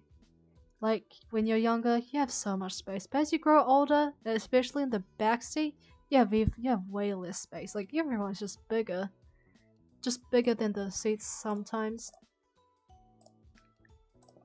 You, Liz, and Lee were squished into the back, Lee in the middle, wedged between you and your sister.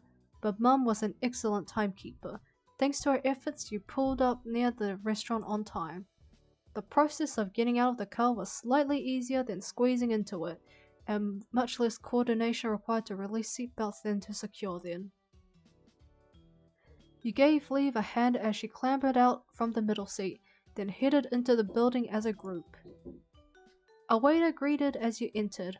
Ma let him know how many of you would be there in total, and he went to arrange a table that met your needs.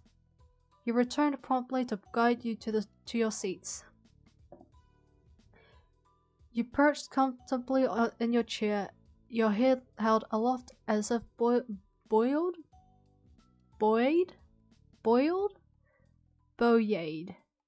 How the frick do I pronounce this word? Boiled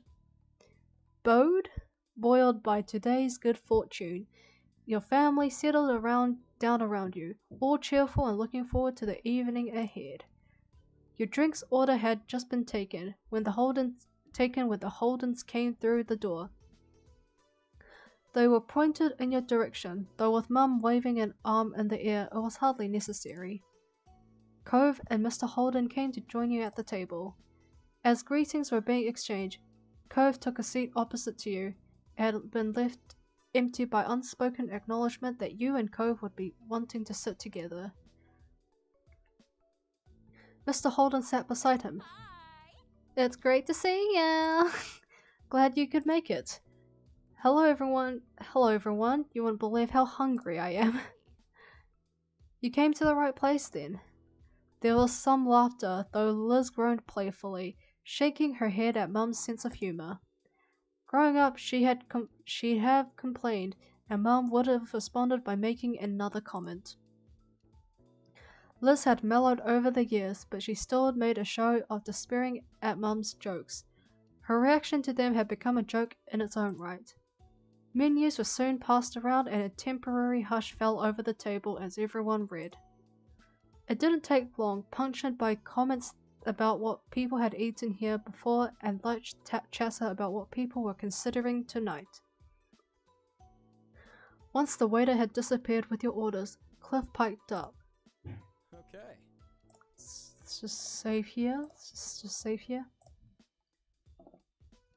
So, I've got some good news.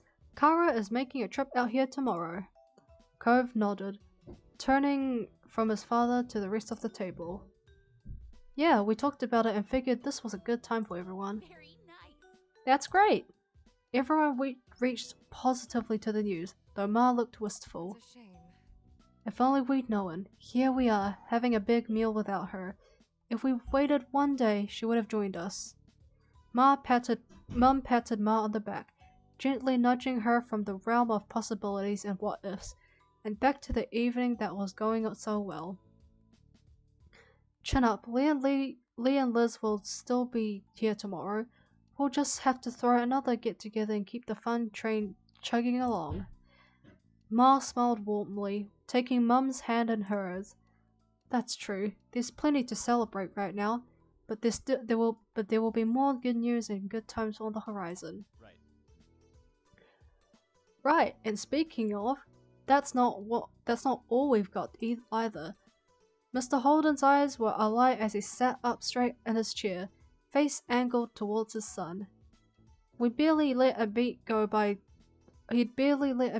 before nudging Cove with his elbow, pushing him to follow up on the announcement. He was the very picture of a proud papa. Yes, I guess anyone would be proud, lol. Wonder what he'd be so proud though. Cove shined from the limelight, ducking his head down and staring at his lap as he spoke. Well, it's just, I switched over to working full-time instead of only part-time, plus I've been looking at apartments, there's a few I can choose from. He flicked up his gaze at everyone around the table, a smile creeping over his face. I'll be pretty busy going forward. Apartments. He was moving. Cove was going to move out of his dad's house. After 10 years, he wasn't going to be your neighbor anymore. Yeah, it's pretty surprising, huh? Mr. Holden gripped one of Cove's shoulders and gave it a long, loving shake. His excitement couldn't be contained. Incredible. Cove's actually going to make it to adulthood. It's a miracle. Indeed. Indeed it is. Mr. Holden leaned back in his chair, staring up at the ceiling in mock wonder. I'm so glad. I wasn't convinced I'd be able to rear a kid all the way to this point, but thankfully I lucked out and got the best boy that a dad could have asked for. Dad. Cove blinkered, his vision with his hands on the side of his face, temporarily blocking his father from sight. Oh, please, stream, don't. Despite his genuine bashfulness, which left him unable to meet anyone's eyes after all the attention thrust his way, he was happy. Thanks, I was really lucky too. Aw, come here. Mr. Holden threw an arm around Cove's neck, pulling him into as close of a hug as the seating allowed. He rubbed his cheek on top of his son's head while Cove chuckled, accepting the affection with good humor. Save again. As the spotlight thrust on Cove dimmed, you decided this was a good time as any to make your own announcement. Can I share some news too? I got accepted. Of course. Lay it on us. I got my acceptance letter today. I'll be going to college soon. You're fantastic. Nice, Airi. Good job. That's wonderful, sweetie. Let's go! Ma roped you into a hug, her arms quicker than any lasso. You were thankful you were sat next to her. If not, you didn't doubt that she would have dived over the table to reach you in her excitement. Hey, let me in on the hug. Your mums pincered you in a hug. Group hug, leading from their chairs to squeeze you in tandem. Liz beamed at you from across the table. Good job, Airi. Lee didn't hide her excitement, clapping her hands in open delight. That's amazing! You're going to be amazing! Mr. Holden gave you a thumbs up. Good kid. Impressive. Impressive. You're a good kid. The world's your oyster. How many episodes? Well, to be honest, 5, but technically 6 because one of my streams of this game got cut off pretty quickly because I don't know what happened, but like, oh my lord, it's just suddenly, I guess it's just suddenly cut off. Like, oh my lord, it's either because of my internet or Streamlabs. I have no clue.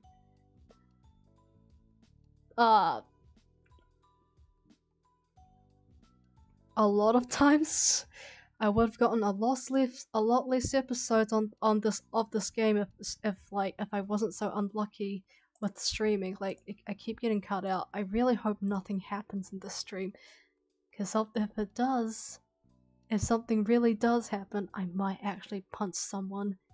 Not punch someone. I might actually shoot something with my umbrella. Cove grinned at you from across the table. Seriously? That's amazing. It's incredible. You did it. Congratulations, Airi. Thanks. No, seriously, this is really, really big, and you deserved it so much. You looked around the faces of the company here. You'd been on this journey with everyone here for years, seen them falter and grow, and they had watched you go through the same. Cove was leaving his family home. Liz was heading back to college while Lee was studying at home. What?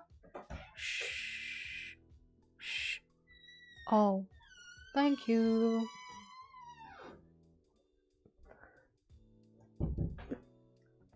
That was unexpected. My mom came in. Oh no, what will she think? Well, she didn't seem to mind too much. You were staying close, but it was clear you were all heading in different directions to go different destinations. Some near and some far, but it wouldn't be long until you were all going your own way. It was bittersweet. You turned your head to the side, wistful, not wanting to spoil the evening with your troubles. You were glad that everyone was succeeding, but the idea of splitting up gave you a twinge of regret. These people had been key pillars in your life. Days ahead without them, no matter how bright and shiny, felt a little empty, like a theme park after closing time. Focus on the sweet side, Airi. New adventures were still ahead, and you could encourage that optimism. Cove brought some attention to himself with a clearing of his throat and a small interjection. I'm gonna stretch my legs while we're waiting for the food and everything. Sure. Sure thing, bud. With a tiny smile, he nodded at his dad, but the lightness of his expression faded when he moved to face you. Wanna come? He was attempting to be subtle, but there was very obviously something on his mind, something he wanted to talk to you about alone. You watched him with concern as you rose from your seat. Yeah, I'll go. Take care. With those parting words, the two of you walked about the place. He was trying to get as far away from everyone else as possible without actually exiting the building. What did you need to say? He hadn't admitted that was what this was about, but he didn't need to. Cove started pulling on the hem of his shirt. He's turned his head back to face you, but it was an awkward movement. Well, I wanted to talk to you one-on-one about all this. You know, my work, moving. I mean, it was coming before, but now it's pretty much here. It's exciting indeed. And scary. Cove stopped picking up at his shirt, and he seemed to respond well to that response. He was relieved you weren't upset about it. I'm glad you think so. But then he looked down and his eyes and his brows furrowed. You saw his hand shift away from his clothes to instead rub at his arm. Are you looking forward to it? I am. Well, I'm trying to be. He stuck his head further and you saw his face start to redden. But it's scary. I don't want things to end. Hydrate time. I should really refill my cup. I literally have no water in this cup. All I have is just coffee. Like, all I have is just leftover coffee. You're gonna do great things. You're so nice to me. I am not. I'm okay. I'm kind of nice. Cove then turned his head away and wrapped his arms around himself. You felt a sudden chill that definitely wasn't caused by the air conditioner. I was just thinking, are we really gonna stay a couple? Wait, what? His words came out hesitantly. He didn't want to ask this. He didn't want a no. I'm not talking about today, but forever, always, even if things change later. Right now, do you feel we can make it? Save, save, save. Or do you think we can't last? That one day, we'll have to move on.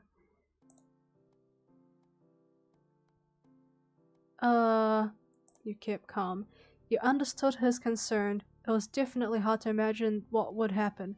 However, you didn't let yourself get upset.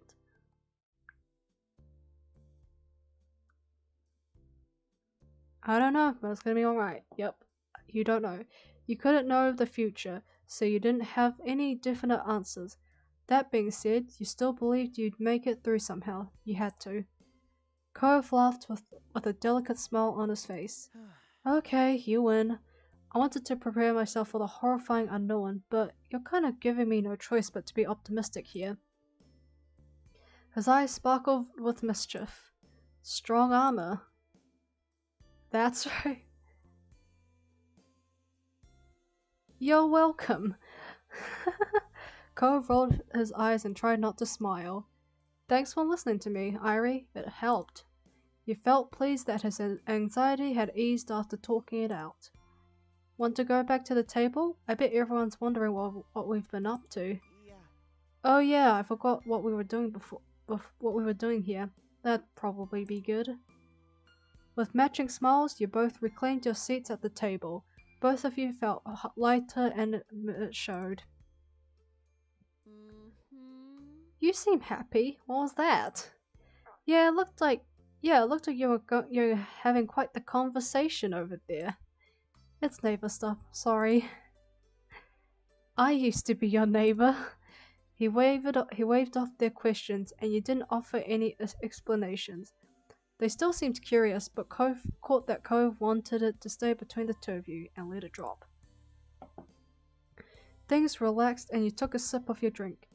Lee idly tapped the table and got your attention.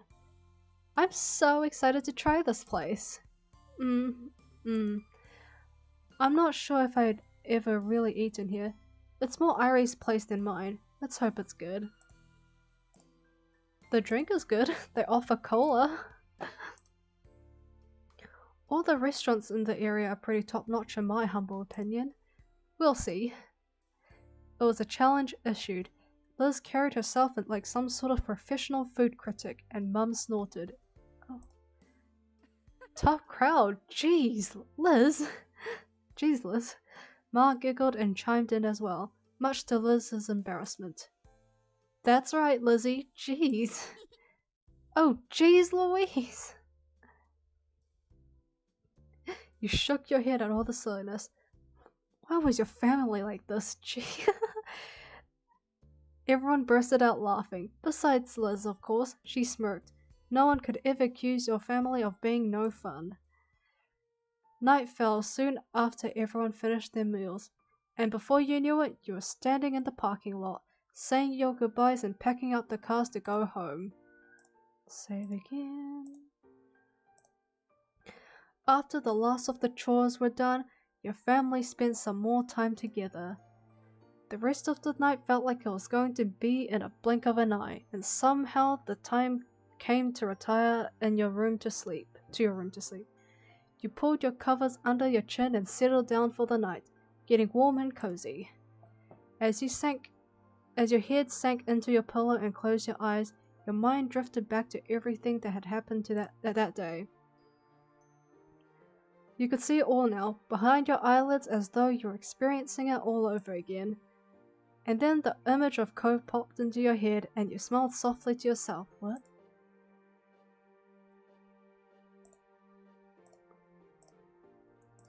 Wait, what would happen if I chose this? Oh, okay, nothing happened, okay. You texted him to come over. Taking your phone from your bedside table, you lay your... Wait, I don't have a... Oh wait, I guess this would count as a bedside table. Taking your phone from your bedside table, you lay on your back and held it above your head, typing out a message to Cove. Do you want to come over? You chewed on the end of your finger as you watched the screen, waiting for any sign that he was typing back. If you were being fair, it was a pretty odd time to have a meet-up, but even so, you hoped he would. Your heart leapt as your phone finally buzzed, and you stared at his answer on your screen. Okay.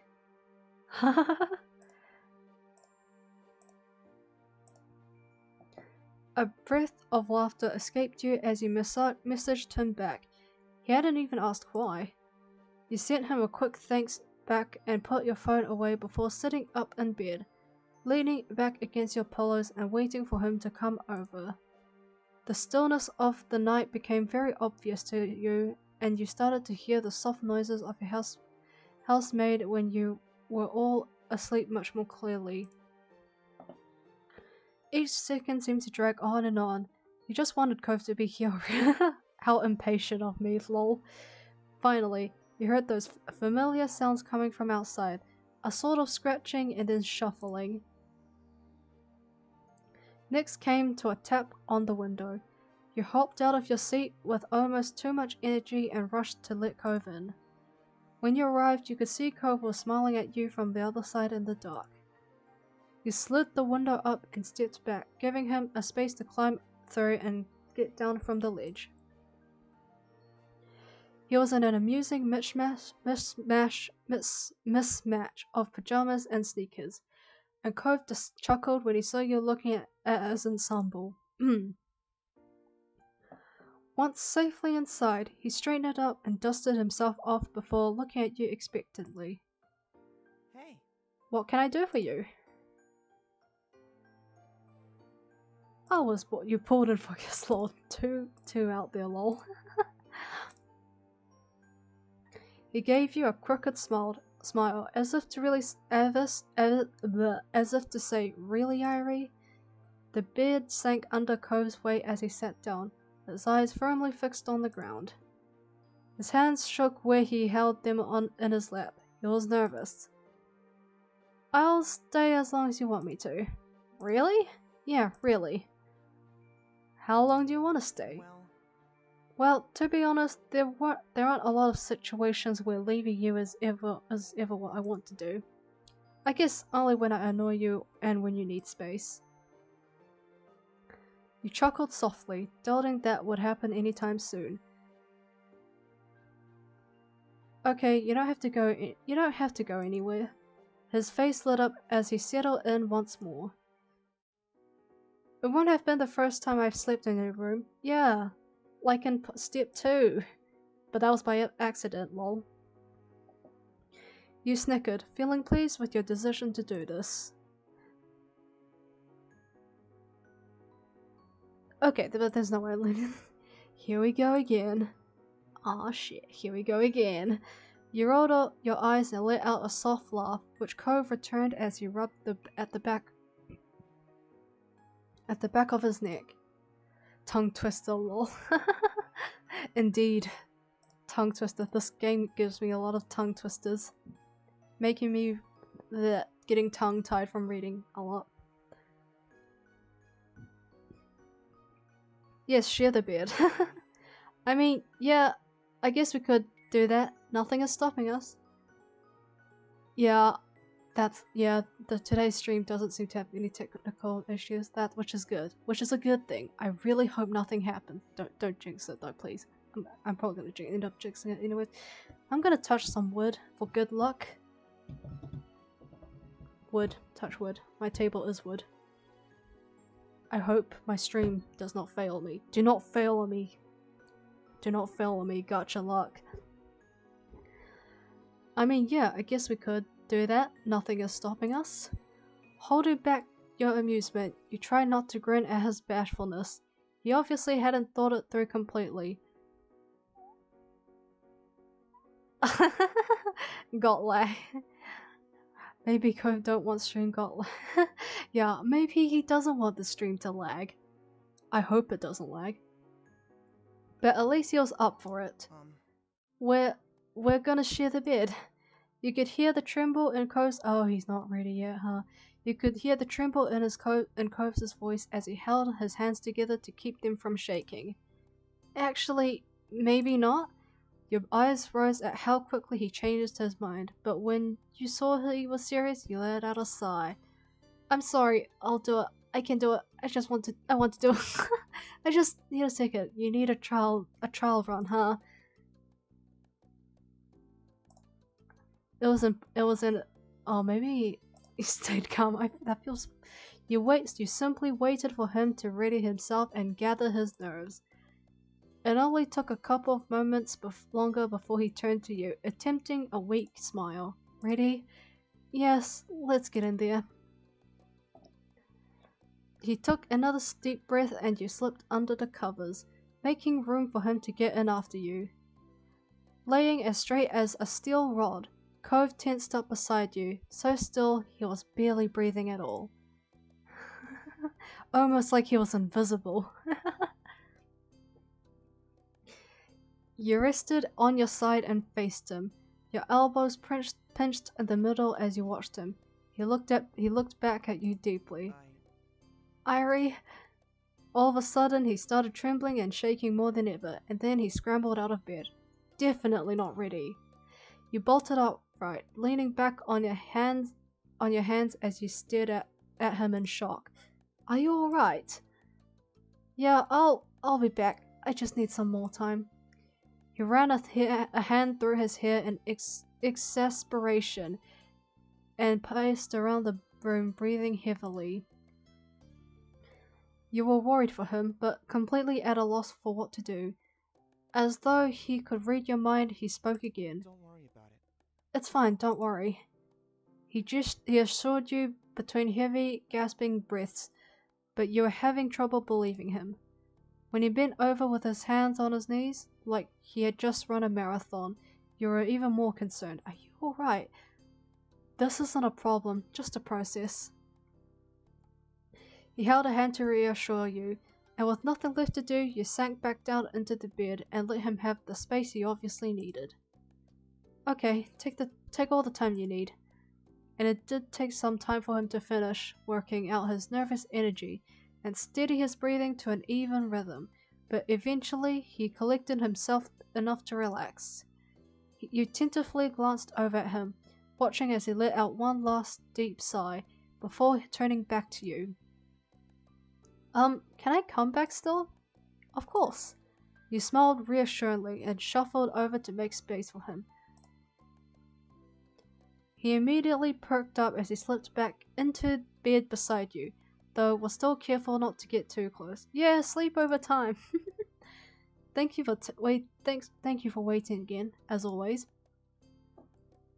He laughed shyly, his soft eyes meeting yours through the dim light. Are you okay? Are you okay? You nodded quietly. He let out a deep breath, relief written on his face. He shuffled closer, an inch at a time, and nuzzled his chin against the top of your head, wrapping his arms around your sides. The safety and warmth of his arms enveloped you, and you exhaled a contented sigh of your own. The room grew quiet around you. The only sounds to be heard were the faraway crash of the ocean waves, and your breath mingling in the small space between you. Cove's heart was pounding, the thump of it rumbling through you as he spoke again softly. You know, I'm not scared of you, right? It's just so many other things that scared me. I'm afraid of what-if hypotheticals that aren't actually real, but I think about them anyways, and of nebulous concepts of what things mean that I can barely explain even to myself. I'm scared of my own feelings and how much I feel them. And I'm afraid because tomorrow things will be different between us, but I'll be alone again. He held onto you tighter, his breath stuttering ever so slightly. It's normal right now to see you during the day and part ways at night. Except for special exceptions. A little laugh escaped from him before his tone became serious once more. It's easier to stay where I am than it is to make myself move, to not take a risk, and to not know what I might be missing, but... He hesitated, and you reached to brush a few strands of his hair from his face gently. How affectionate of me, what the heck? His eyes slowly fixing on yours. When did doing the easy thing get so hard? When it comes to you, I don't know how to stay still. I just want to keep taking the steps forward. Honestly, when I see your face or even imagine it, I want to start sprinting. Well, he really is smitten over me, huh? But when I try, I hit a wall. Oh. It's like it's like... Oh, frick. It's just like I physically can't do it on the side of my mind. There's something blocking me. And then on the other side, I absolutely can't stop myself from doing it. It never ends well. I'm always like this. I hate it. It's the most frustrating thing. Why do I do it every time? I'm annoyed with the way I am. I have no idea how you stand it. I don't know how I stand it either. I don't know. Just stay there, do nothing. I don't know. I'm sorry. I act so split when it comes to romantic things. I do not want you to think you're rushing me when I know I'm giving mixed signals. Nah, you're fine. I feel like I'd do the same too if I was in a relationship like that, in a romantic relationship. And I don't want to miss out on being happy by being like this, but sometimes I still can't help it. No, it's fine, take your time. Sometimes you gotta take slow when it comes to relationships. Take it slow. Any kind of relationships. Take things slowly and have fun, I guess. So basically, what I'm trying to say is that I'm glad you've never given up on me. It means a lot. It means everything to me. You smiled in understanding. His eyes glossed over a little as he squeezed you closer to him and smiled, his heart rate finally relaxing to a normal rhythm. Good night. Good night, Airi. Good night. He leaned forward and kissed you tenderly. Kiss! Damn! I see. How very affectionate. Oh my lord. His hands gently moving to cradle the back of your head. You were still smiling as you snuggled into him, as you snuggled into him, getting as close as you could. Cocooned in his warmth, you easily grew comfortable next to him, feeling him ease into you as well. Before long, your eyes were growing heavy, and you drifted off in a restful sleep side by side. The next morning, oh, so bright, what the heck? It's so bright! Oh, my eyes! It's like suddenly switching up, like, light mode on Twitter or something, or Discord. The next morning, you woke slowly from a comfortable dream. With a small stretch, you open your eyes eyes fully to the sun shining through the window. Shuffling to your side, you notice Cove was still beside you in the bed, sleeping soundfully. His arms continued to be draped around you loosely as he snoozed. You must have fallen asleep that way. You smiled, remembering that prior night. Oh, look at him, lol. It had been nice to spend the night together, getting to be with him in a whole different way. You could definitely get used to it. Yeah, sleepover session. Man, I used to take sleepovers at my friend's house until I had to stop taking sleepovers because my mom got too worried about earthquakes. Yes, you quietly watched him sleep. He looked so peaceful and happy you couldn't bear to wake him. With your elbows bent and your head propped up by hand, your gaze rested over him for a while longer. His eyes fluttered open. What? His eyes fluttered open softly before widening in surprise at the sight of you. As his memories caught up with him, he gave you a bashful smile. Morning.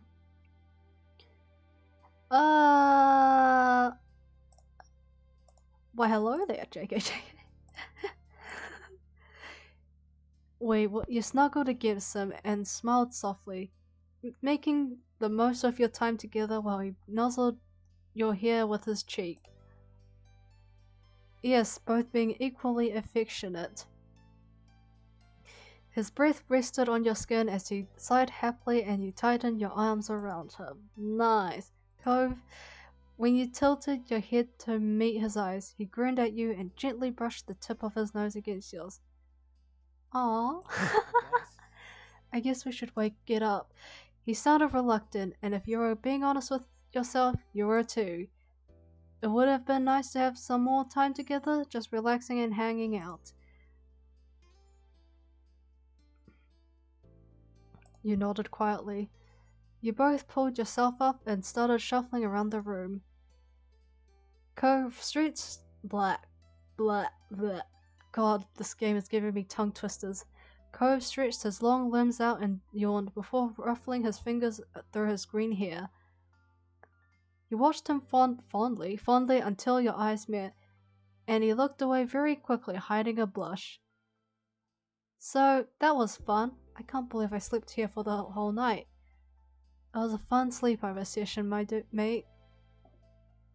Yeah, me neither. I'm glad you did, though. Me too. Cove slipped his glasses back on as he spoke those words. With a last shared smile, the two of you headed out of your room and down the stairs, laughing and chatting casually about your plans for the day. Honey, man, you're in for a big surprise. It was like you lived here the whole time, or as if waking up together was a regular occurrence as anything. So domestic. Honey, you're in for a big surprise. The both of us are going to be in a big surprise. Cove snuck his hand into yours, giving it a soft squeeze and making you feel all warm and tingly, lol.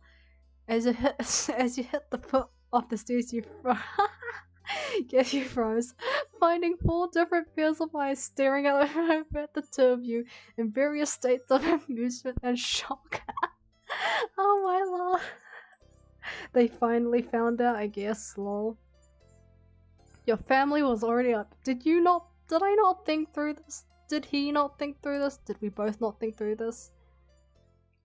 It took a moment for anyone to speak, but soon enough a chorus of greetings drifted over. You scanned the place to find your mums, Liz, and Leah all together around the kitchen and living room.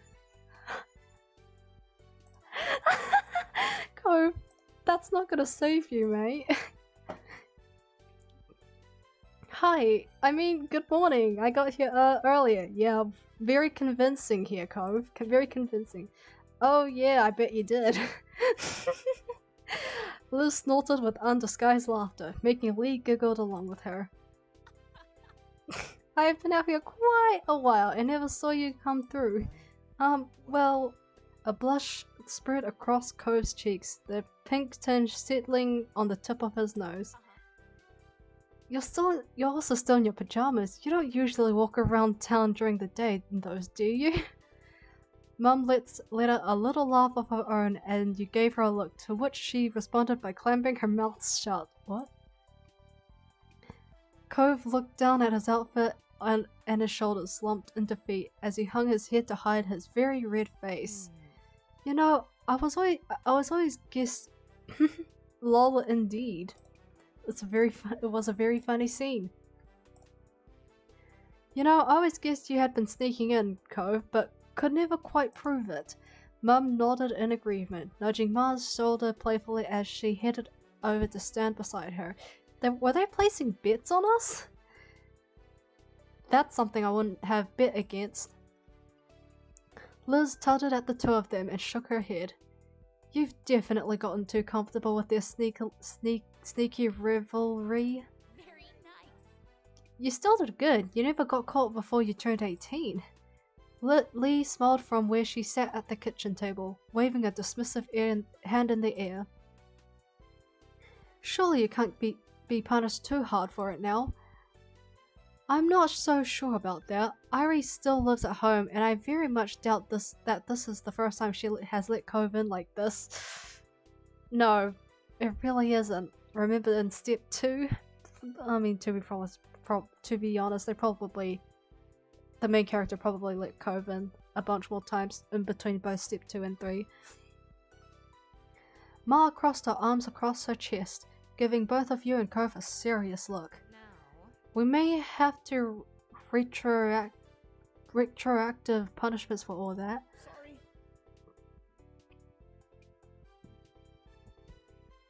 I'm sorry, it's not Airi's fault.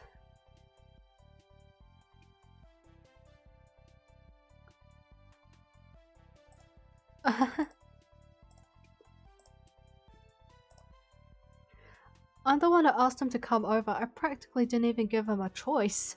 That's not true. At that moment, your mums both burst out laughing, receiving amused looks from Liz and Lee, while you and Cove simply stood there dumbstruck. Don't worry about it. We're merciful, don't worry. You're both adults anyways, lol. That's true. You did indeed get away with it, and we're not going to make the little bit of summer you have lived miserable over bedtime rule breaking now. Besides, you're in good company. We're almost certain Lizzie spent many nights sneaking the old home phone into her room and staying up till dawn. At least you were in your own rooms. Lol, I bet Liz did that. Excuse me, that's conjecture. Conjecture. They exchanged smiles before Ma turned to you again with a firmer expression. Goodness. They were in their rooms, but I do worry about you coming in that way, Cove. It's dangerous. Especially because he's likely quite distracted and excited, wait what? By thoughts of reuniting with Airi while climbing around in the dark. What are they implying here? Bro, it was a sleepover! Sleepover party! Mum joked as they all burst out laughing once more, leaving Cove full embrace. Lol, look at this man. Look at his face. It's too cute. I'm quite amused. Cove leaned in closer to you and whispered quietly, a look of guilt settling over his features. I'm sorry, Airi. Don't worry about it. A knock at the front door caught your attention, and you followed several steps behind Mum as she went over to answer it. Kyra! Mum 3! JK. Mr. Holden and Kyra were standing together. Morning. Hello. Hi there. Surprised at the sight, Mum paused for a moment and then pulled Kyra into a hug. Meanwhile, Cove went through a process. Shock and excitement over her arrival rolled right into the awkward realization that he had missed her showing up at his house by being at yours. It's been too long. I know, right? Time's been flying. Kyra's gaze slid over to you and then to Cove. Her eyes sparkled with mischief and her mouth curled into a smirk. She's amused, alright. And it's good to see my son, finally! Hello to you too, Airi. Continuing on his ride of emotions, Cove's face slowly reddened. He couldn't quite meet anyone's size, so he kept looking down at his feet. Oh, poor Cove. Sorry. Sorry, Mum. No, well, it's not like anyone's surprised. I'm sorry too. Hi. Yeah, let's go with the good old... No, I won't say anything. Nervously, you bit the inside of your cheek. You weren't sure how to respond at all. It's okay. Kara gave his back a few reassuring pats, but Cove's face seemed to get even redder. She grinned. My not so little mister is spreading his wings. I can't complain about that. Oh yeah? Mum immediately brought a hand over her face to hide her mouth, but a giggle still escaped. People looked at her confused, and then she laughed out again, louder. It's just a really fitting face, considering Cove's current attire. She pointed at the feathery wing-like decal around the collar of Cove's pajama shirt. Bleh. Another tongue twister. Oh! Everyone turned their attention to Cove. He even looked down at his own shirt over the realization. That's so true. I didn't even notice. Save. Yeah, save. All the parents burst out in continued laughter. Cove was clearly not as amused. He flashed him a smile as he visibly perked up. It's really nice to be back. Enough of standing around here. Come on in. Mum moved aside to usher the group in, and guided them to the living room before anyone could settle in. Mum spoke up. You're welcome to stay for breakfast. We still have some great spices and stuff from the farmer's market. Yes, we'd be thrilled to host you. There were eager nods from Mr. Holden and Kara, but Cove looked around the room filled with familiar faces before speaking up. Maybe, instead of staying here, why don't we go to the beach? So we begin. A scenic picnic, eh? Mr. Holden crossed his arms and contemplated that idea happily. Excited, Kara clapped her hands together. Oh, we could really make a day out of it. Might as well enjoy the ocean while we can. That sounds lovely, Cove. Everyone else put their own arrangement with Cove's suggestion. Before long, both families dispersed, getting everything ready. Sandwiches had to be made, waters, sunscreen, towels, and more needed to be gathered and packed. Plus, you and Cove both took some time to get dressed for the day.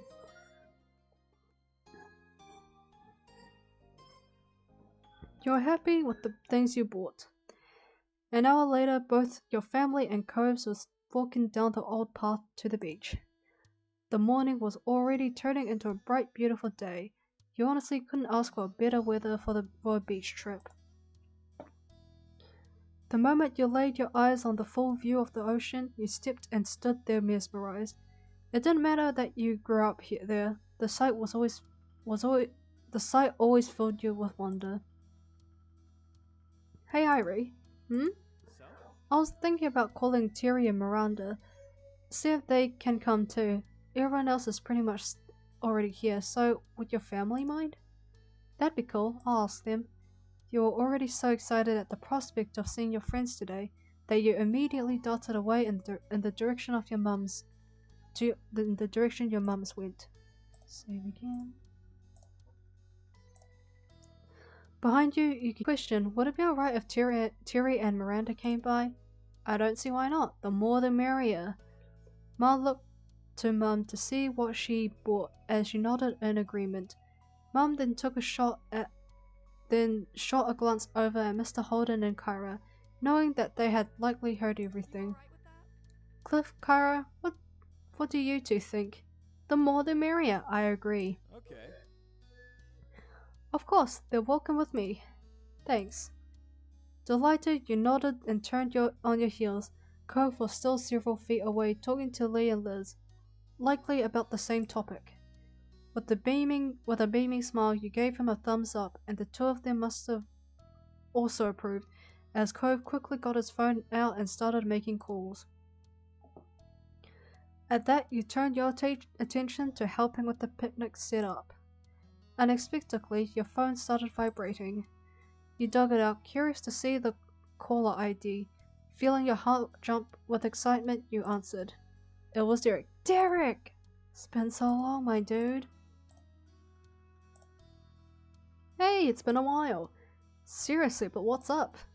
The voice had came through much deeper than it had been when you were first met, but it still had the exact same amount of enthusiasm of a kid. Have you been enjoying these crazy summer days? Yes. It has been memorable, to say the least. Sounds interesting. You have to catch me up on that. But what about you? How's your summer been? You were beyond curious to know what Derek had been up to since the last time you spoke. He chuckled, noticing your invested tone. Honestly, I've just been slammed with stuff lately. College applications and scholarship inquiries. What else is new?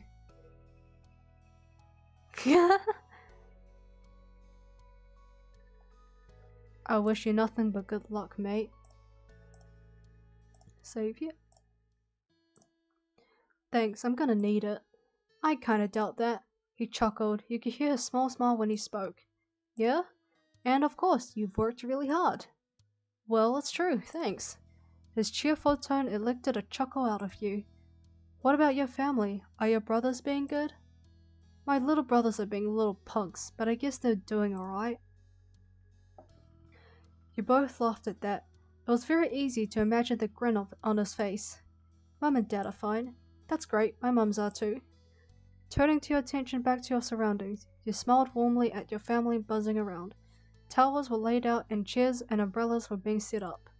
Actually, I'm out with my mums right now. Liz and Lee are here visiting too.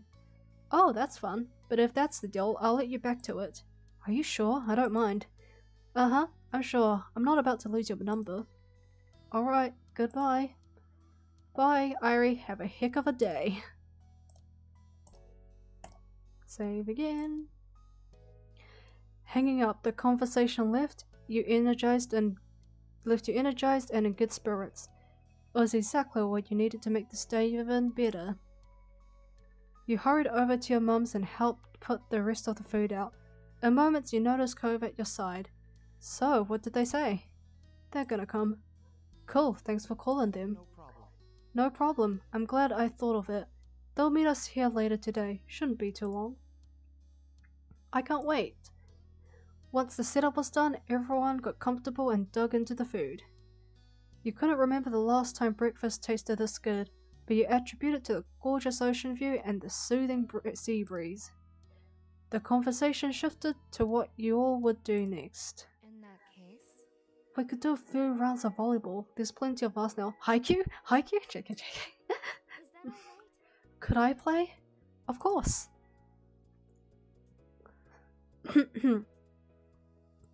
Ma brightened, delighted with this plan. Ma looked around to see if there were any other takers. I don't feel like playing. I'd have to change, but it'd be fun to watch. I could be the ref. My eyes won't miss a thing. Volleyball's a good idea, but there should probably be something happening for those who aren't a fan. Oh, I have some crafting supplies we could use to make jewelry. We could even use stuff we find around the beach to accentuate them. Good lord. Really? What? Really? I want to make a necklace. That'd be great. I'd be interested in trying my hand at too. Volleyball. You looked at Ma, ready to jump into a competitive mode. She looked through to have you on board. I'm gonna play some volleyball. Now that plans were settled, the group temporarily split into two. Anyway. Alright, sports stars, you're gonna have to pick partners and then it's game on. Mr. Holden left the rest of you to deliberate and turn his attention to drawing a makeshift court in the sand. Well? She walked over to you and hooked her arm around yours. You laughed. I want to be on Airi's team. Yeah, go with Mum. Mother! Alright, it'll be Ma and me. You wanted to have fun with your Ma. Cove put on his game face, not intending to go easy on you now that you're on opposite sides. Cove then turned to Miranda. He looked determined. Ready to win? Yeah. When Mr. Holden finished drawing the court, he went and fetched the volleyball from the various other supplies you all bought here. Sounds like we have our teams all set, right? Yes. Good, good. Now get to your sides. The four of you situated yourselves on one side to the other of the court. With your partner, Mr. Holden tossed the ball to Ma. Do you mind? Well, since this was all Nolani's idea, I think it's fair she gets to serve first. Save again, save, save. Thank you, Cliff. Yeah.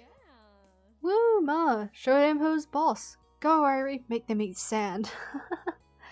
You kicked a small heap of sand out of your way on the simple court, making her laugh.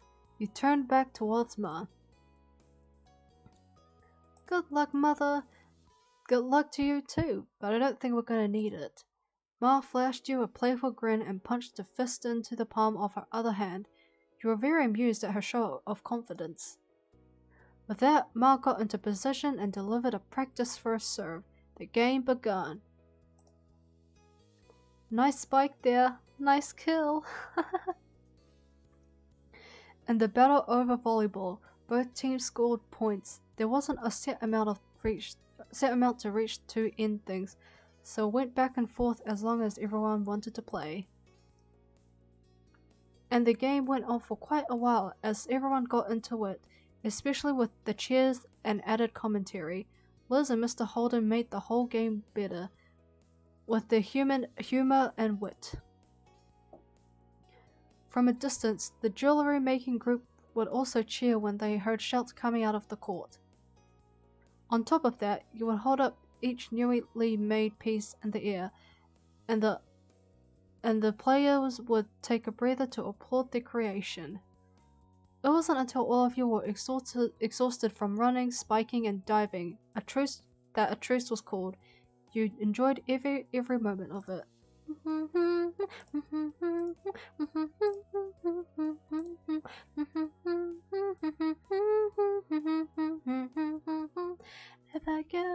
Okay, stop. The afternoon continued to drift by, but the fun was still going strong.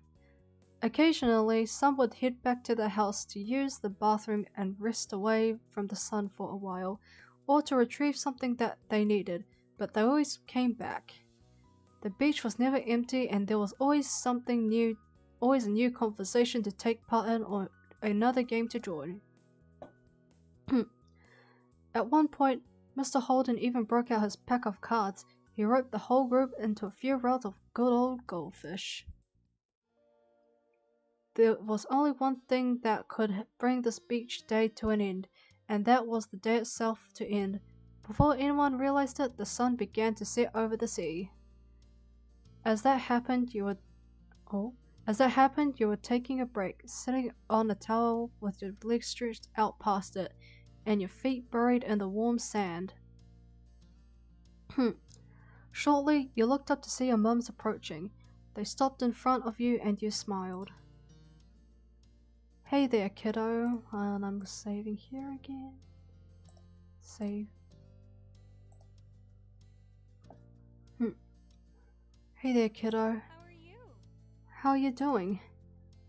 I'm doing good, really good. How about you? Quack quack. We're wonderful. They both sat down, squishing you between them. Ma leaned her hand against yours, and Mum started rubbing your back soothingly. Nothing was said at first, but Ma sighed contently. Mum looked at you wistfully. We're both really proud of you, Airi. You grow up to be more than we ever could have hoped. Time to be sentimental over this. It wasn't your intention, but their praise took you by surprise. Your bottom lip started to quiver. Everything okay?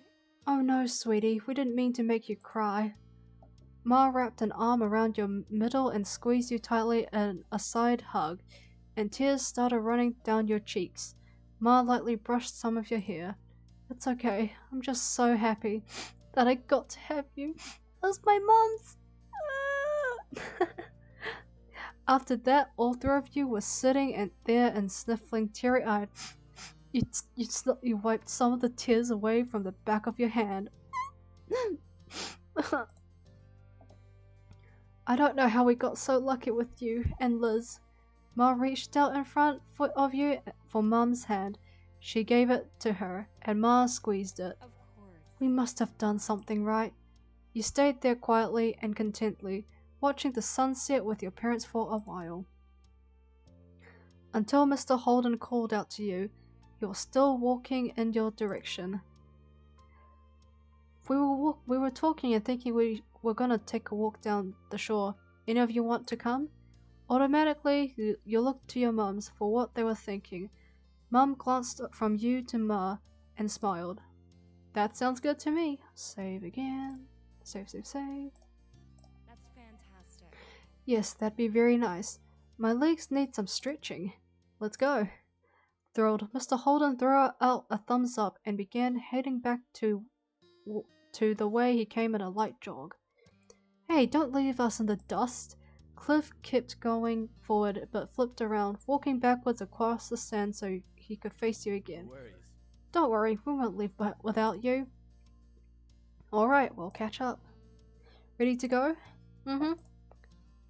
Both of your mums held out a hand to you.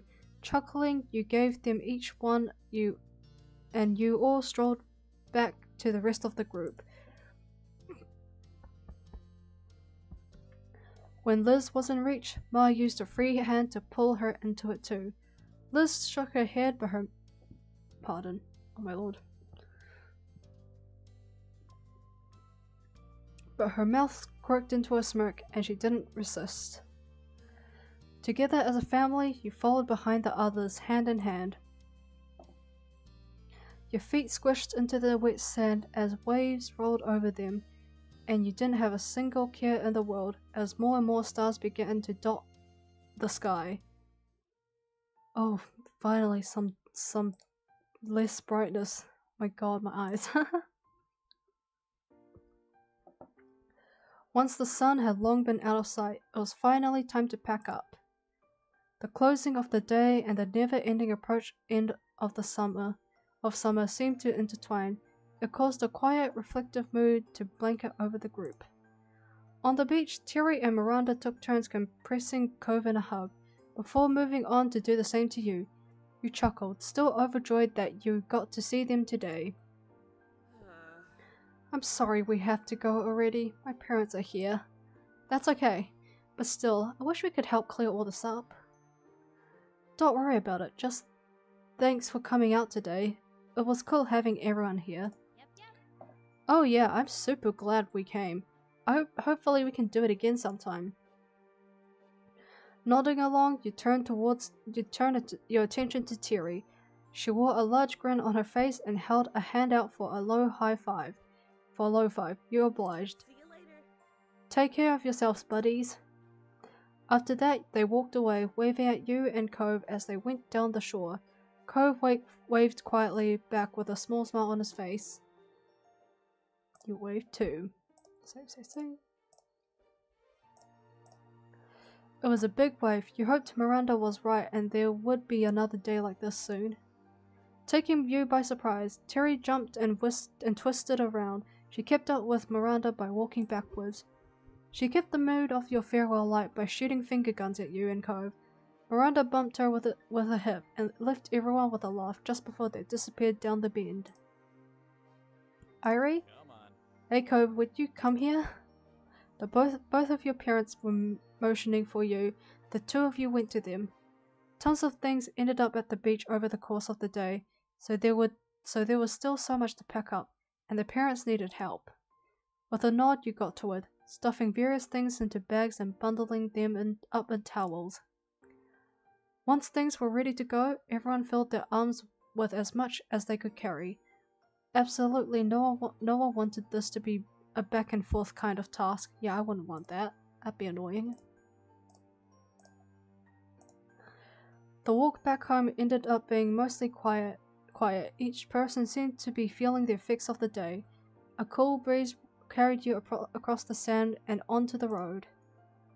There was a sigh of relief from what felt like a group as a whole when they arrived back to the neighborhood. Well, hello everyone. You glanced to the side and spotted a very recognizable face walking down the road. Hello there. Oh, hi Baxter. How are you? Do you need help with that? That's alright, this is our mess to clean up. Well, If you're sure then, I was simply heading home after getting some fresh air. The season is almost over after all. Yeah. Baxter was only a tourist. He wouldn't be in town much longer. This might even be the last time you happened to cross paths with him. You knew that and so did he. If you have a minute, I'd just like to say it was a pleasure getting to know you both this summer. His head tilted towards you and he smiled warmly. Baxter offered you his hand. Yeah, it was tough with what you were carrying, but you were able to extend one of your hands a bit. Baxter chuckled and shook it. Good luck on your next semester at school. Why, thank you. Any good luck with your plans this fall? Autumn. This autumn? We call it autumn down here though. Thanks. Save. Baxter turned to shake Cove's hand this time. He was a little incredulous for a moment, but then Cove eventually shifted what he was carrying and took Baxter's hand. It wasn't long, but it was a solid handshake. Baxter was clearly pleased. I wish we had more time together, but it was still a nice ride while it lasted. Would happily do it all over again. Bye, Baxter. Yeah, bye. Baxter nodded and walked a few steps towards his condo. He then stopped and waved. Goodbye. Baxter sauntered away, completely disappeared into the condo to return to his own things, this time with you and your family and friends ending. You paused for a moment, staring at where he went. But afterwards, you looked back over at the rest of the group. Lee and Liz were just going inside your house. You couldn't spot Kyra or Mr. Holden anywhere, but the door to their house was wide open. Mum approached you with an amused look on her face. Seems like you're holding up some Holden things. Oh my god, is that a pun? How amusing. Surprised, you glanced down to take a quick inventory of what you were holding. Mum was right. Some of it belonged to the neighbors. Would you mind dropping it off now? Can do, it's not a problem. Thank you very much. Cove took a few steps towards his house and stopped, waiting for you. Good night, Cove. I'll see you inside, Airi. Night. You caught up to Cove and together you went over to his house. Walking in the front door, you saw Kyra and Mr. Holden busily unpacking already. Things were scattered on counters and they were moving around each other, putting the items away. They both lifted their heads when Cove closed the front door. Hey. It's nice seeing you again already, Airi. Her teasing tone brought a light smile to your face. You hefted the stuff in your arms a little closer. I ended up with things of yours from the beach. Oh, thanks for getting that to us. You can put here, on that coffee table. when Mr. Holden pointed at the surface he was referring to, and you immediately left what didn't belong to your family there. Cove put his own things down on the floor, just at his feet, wadding through everything strewn right about to reach for his parents.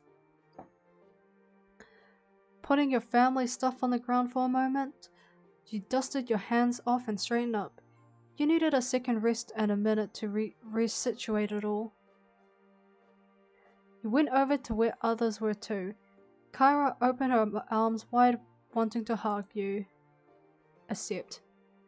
Happily, you went to her. She held on tightly. Over the years, you were able to form a good rapport with her, and you were grateful for that. You can feel in her hug how much Kyra had grown to care about you. It brought an affectionate smile to your face. Thank you so much for hanging out with me today. It was a blast. No problem. You're welcome. It's no problem. I had fun too. Kyra eventually released you, but patted the tops of your shoulders as a final gesture. Thank you. Every time I've gotten to come by, it's been an absolute joy. Things really couldn't have gone out better. Mr. Holden took a step closer to you, moved aside to let him say goodbye too. He grinned. Thanks for always being such a friendly neighbor, and not just right now, but as long as I've known you. I didn't always make it easy, but you and your family are good people. I really truly appreciate it. Thanks very much. Thanks again, Airi. So much. At that, Mr. Holden reached over and gave you a soft pat on top of your head. Pat, pat, pat, pat, pat, pat, pat. Pat, pat, pat, pat, pat, pat. You're good people too. You smiled softly. Mr. Holden looked away for a moment and sniffled. When he met your gaze once more, his mouth pulled into a wide, happy grin. That means a lot to me. Mr. Holden was staring at you, but his gaze seemed far away. Maybe he was looking back at who you used to be, the 8-year-old he had asked to be his son's new friend. See you. Bye, Airi. You smiled softly. Then Cove took a step forward. His gesture up to his pile of things he had carried into the house. Oh, my legs are asleep again. What the hell? Don't worry about all that. I'll put stuff away in a few minutes. Right, I need to do the same with my family, I figured. Cove walked you to the door and held it open, taking one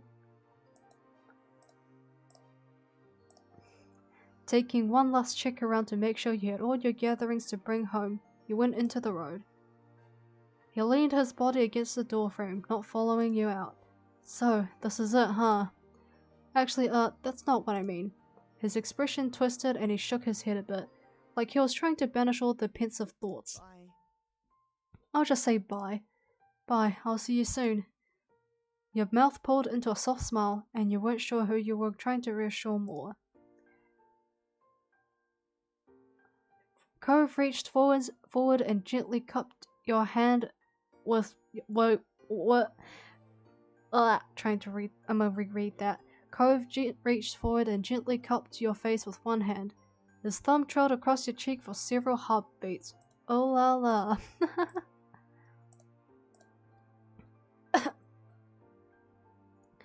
Mesmerized by his blue eyes, you stepped forward, delightful to oblige the kiss he was silently taking. Wait. He met you halfway as you smiled into the kiss. It was soft with longing, and your chest ached knowing that there couldn't be anything more than this, at least for now. What do you mean by for now? One of his hands grabbed onto the door handle and firmly held it. He was stopping himself from coming along with you. One clingy boy coming right up. One very cute, clingy boy coming right up. Correction. As you walked over to your own front door, you stopped. Turning around, you spotted Cove right where you left him. You laughed quietly to yourself. For a small pause, you both stared at each other from across the street.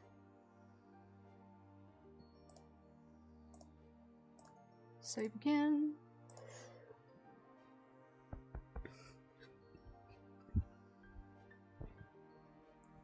Cove waved back with his whole arm. Night.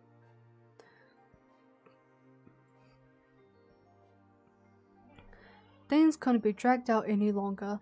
After one more shared smile, you both opened the door and went inside, shutting it behind you. Oh, looks like they're getting ready for bed, lol. I'll try to talk a little quieter now. A few steps in, you saw your family gathered in the living room. They were still busy unpacking and cleaning. You added the things you brought to the pile on the kitchen counter. Mum stood up. Rubbing her eyes a bit, she yawned loudly. I'm bushed. How about we finish the rest of the chores tomorrow? Yes, honestly, it's too late for this. Please and thank you. Ma put her hands on her hips and turned to assess the room. Ma was not the one who liked to leave a mess about, but she sighed. All right. I suppose we can make an exception to the usual rule. It's been a really long day. I agree. Liz grinned contently, wasting no time in skipping over to you and hooked you into a side hug. Good night. I hope you have the loveliest of dreams of you know who. Hint hint, nudge nudge, wink wink. Lee ended the sentence with a wink and a hearty laugh. She let you go. I hope you have good dreams too. Lee smiled wide till it went from ear to ear.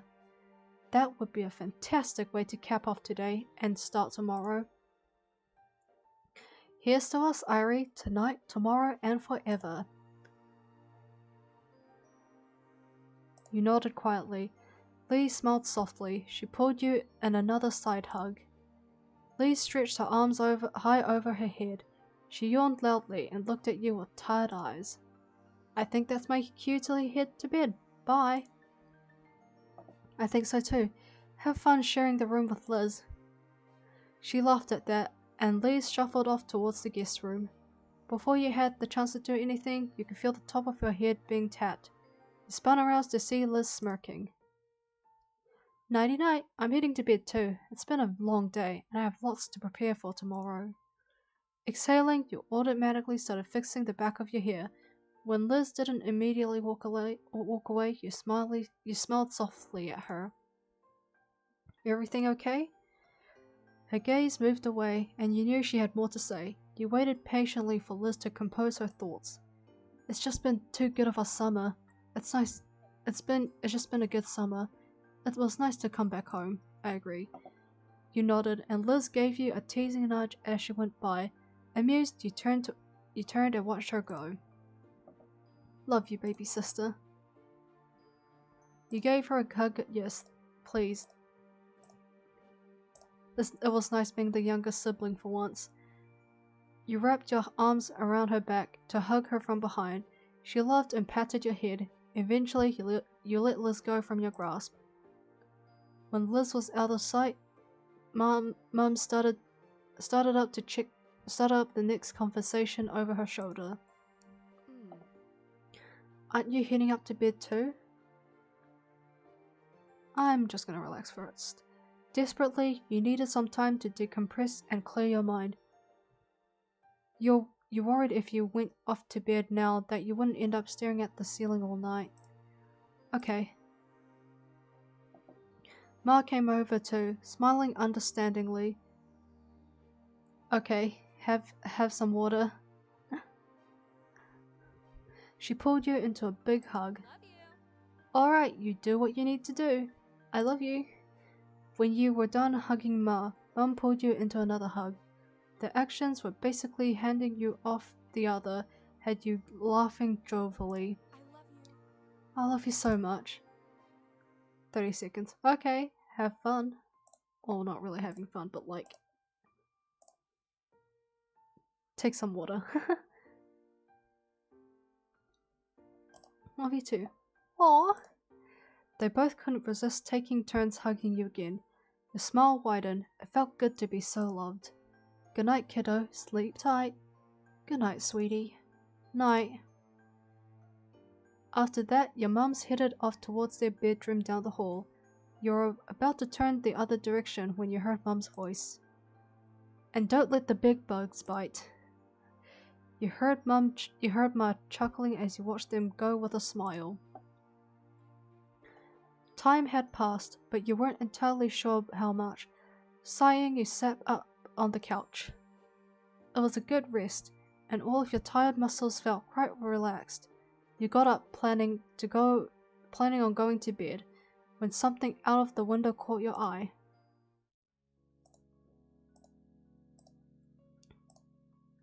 You felt your feet brought right in front of the large windows spanning the length of the back wall. You stared out onto the hills and behind your house. As if on cue, your phone came on, alerting you of a new notification. It was Cove. Frickin' knew it. Wanna hang out on the hill tonight? Something told you that this was the right kind of night to take a trip out there. You sent him back with a very quick message. Yeah. Heart shape emoji. Okay, am back. Welcome back. I should probably do that. Hold up. I'm gonna probably try hydrate myself as well. Let me mute myself for a bit. Mute.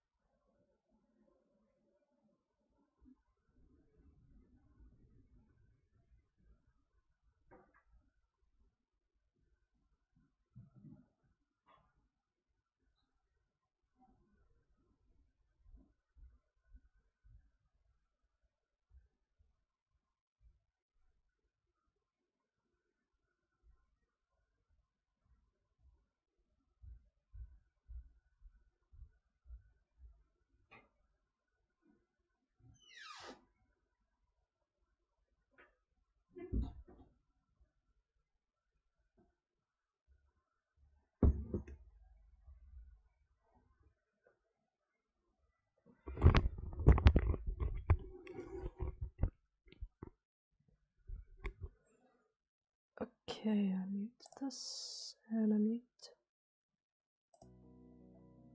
Oh my god, I realized I muted the sound again.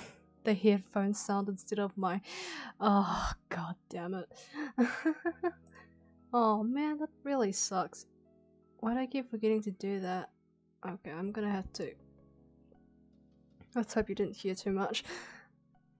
Yeah, not only I took a I refilled my cup, I also took a bit of a bathroom break. And yes, I do now have water in my hands. Not in my hands, but in my cup now.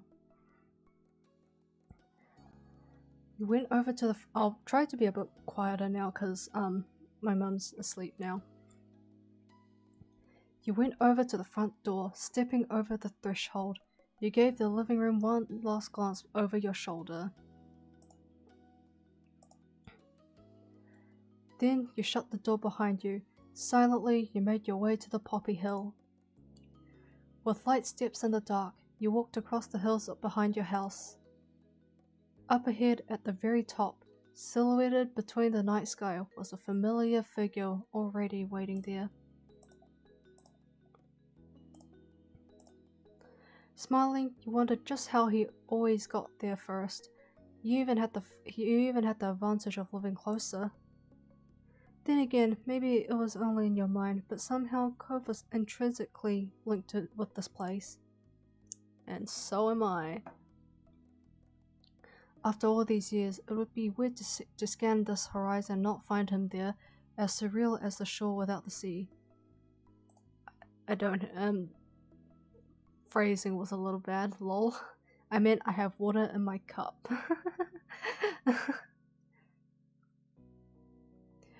The distance between you was growing shorter by the second. Hearing the grass and the drink by hand. yeah, just slurp by using my hands. The distance between you was growing shorter by the second. Hearing the grass and earth crunch under your feet, Cove turned again. A grin spread over his face when he saw you. Oh, I can space click. You took your place standing behind him on the crest of the poppy hill, looking out over the screen.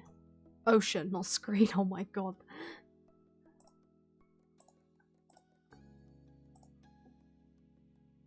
Same as you'd done on countless times since he first arrived, when you'd found him on this very same spot. Airi. He had officially broken the silence, the spell that had held you both in place. You looked at him expectantly. There's something I've always kind of wondered about. He cocked his head, giving you a sidelong glance. What do you think about when we've met? I was just a kid you've never seen before, bawling his eyes out on the hill next to your house. He chuckled, his eyes drifting towards the sea beyond, before flicking back to you. The way his gaze pulled back to you made it clear that he was genuinely invested in the topic. Luckily for him, you remembered what initially struck you in that moment. It was as if it had only happened yesterday. And I remembered noticing your very bright green hair. Oh, well, it's well, not Anne. Whoops. Cove burst into genuine laughter at your reply. I guess that's fair. It did kind of stand out. I mean, no duh. Nobody in this world was born with green hair like you and your mum. What kind of genes did you two go through, huh? Sighing a bit, you continued to reminisce about that first meeting. Yes, the kid was bawling his eyes out. Also remember feeling bad about what was happening. I remember that too. He ran a hand through his hair, and you knew his line of questioning wasn't at an end, even before he spoke again. I mean... Do you remember what you thought about me, as a person? Was I annoying or mean or what? Nah man, I was just worried because you were so sad, like dude, you alright?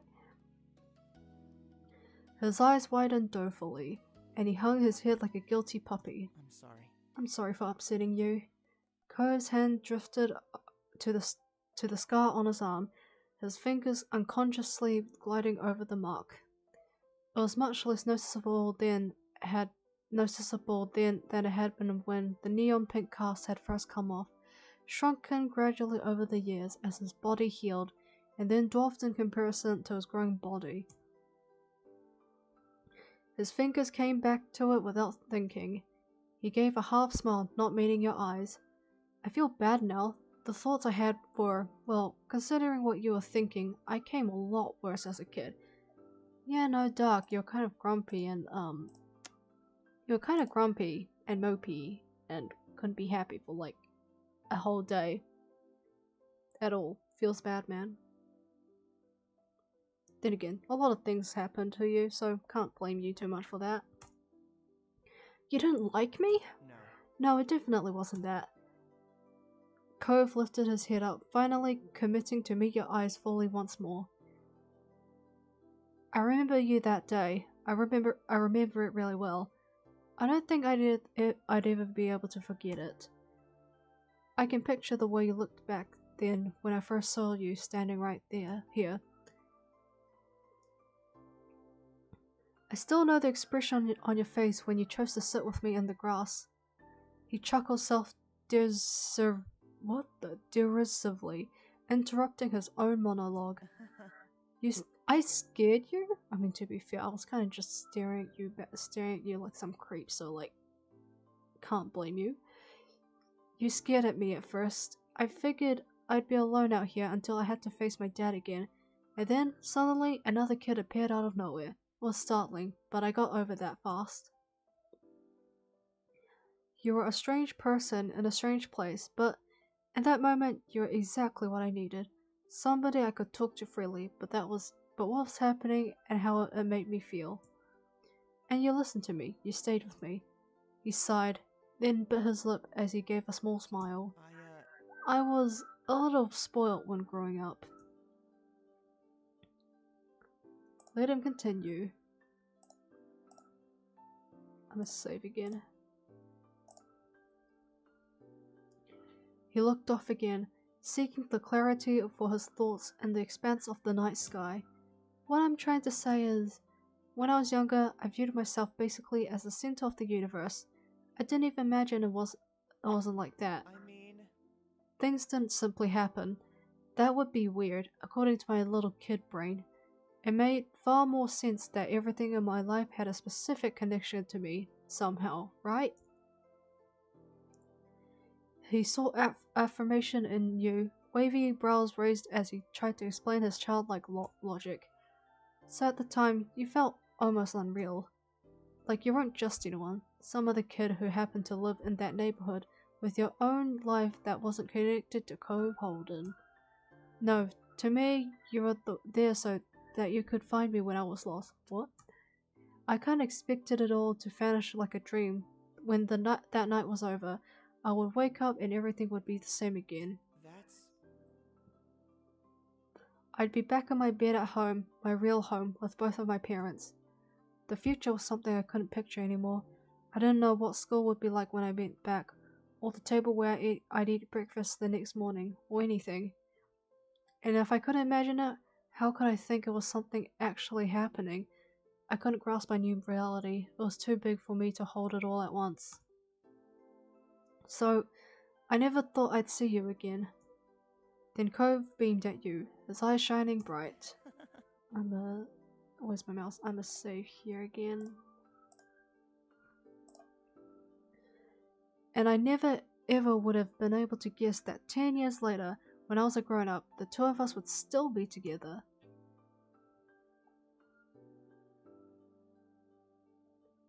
It's hard to believe it's been so long. Yeah. But it makes sense. If time flies when you're having fun, being with you must have been like launching in a rocket. Wait, really? But a smile faded from his face as his eyebrows drew together. That was the worst day of my life, at the time. The day my family broke apart was too heavy for me to even think about. I felt that way for I don't know how long. He held a hand over his heart, connecting with the pain he'd felt as a child, and looked at you earnestly. It's okay. But that was never really true. Things have only gotten better with me, and with Dad and Mum. It was the change we all needed, indeed. His eyes were growing misty. You know, yeah, some families need to be apart to heal, I guess. Though that's probably quite rare. So, when I remember that time right now, it's not the point that my life was over. It was only the moment that I met the woman I was going to be with. So bold. Man. What the hell, man? When I was crying to a stranger over what I thought I'd lost, I didn't have any idea that she would be the one thing in the world that I actually wouldn't be able to live without. Aw, how sweet. Yeah, I cannot reply to this. You kissed him. No. Teared up. Yeah, go with that.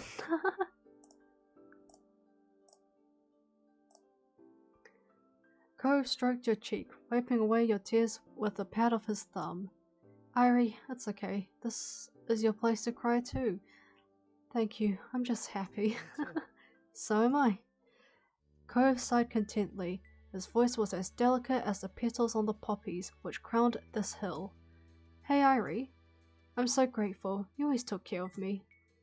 You didn't even know what to say back to that. His heartfelt appreciation left you speechless. Yeah, no, duh. I'd be shocked too.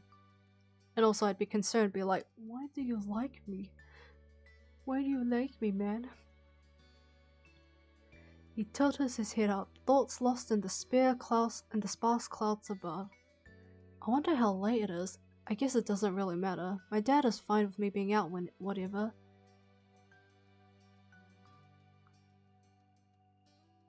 He quietly nodded.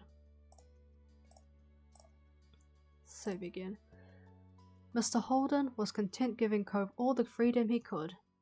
Are you going to lay it in the grass now? Wow, how'd you know?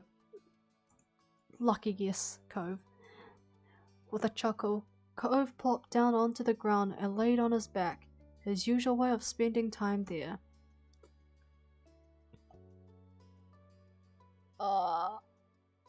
Why not do that? I mean, we're a couple. That should be somewhat affectionate, sort of. You lowered yourself against Cove's side in the grass and wrapped your arm over his chest. Cove smiled at you and used his free hand to cradle your face. Wow. The both of you were fully settled in to relax on the hill. It felt like just the beginning of one of your nightly outings, but then you realized the sun was peeking out over the horizon. Cove spoke up with a disbelieving tone. Huh, it really was late. Let me have a sip of water.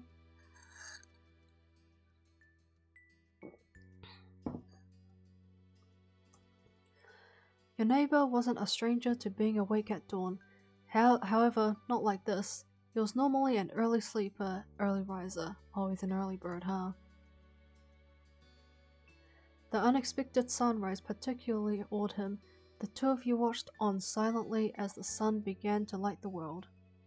Cove then propped himself up on the back of his arms and looked at you with a soft expression on his face. Do you want to go back home? I could carry you if you're too tired. I'd rather stay a little longer. You couldn't resist a yawn, but you were serious. It couldn't be time to go already. Cove chuckled affectionately and gripped you a little more. I get it. Okay, but it's been a long day. We've done a lot of things, like, really a lot. It has to end sometime. Yeah, I know he's right. Let's just save here again. Bum bum. Yeah, too bad I'm on that one, huh? But we can stay if you want to. Cove smiled brightly at you, as warm as the new rays of sun that were tickling on your skin. In that moment, you couldn't have appreciated him for being there more. You kissed him now. You leaned into Cove. You bent yourself against Cove for extra support. He tilted his head against yours. Yeah, good night. Good night to you, sir. Good night, Airi. The two of you remained together on that familiar poppy hill where you first met until the world began to fade and blur. You were falling asleep. A few more gentle words drifted into your consciousness. See you tomorrow. I'll see you tomorrow. Your eyes dipped, but you felt good. You were safe and relaxed. Everything that had come before this had reassured you of that.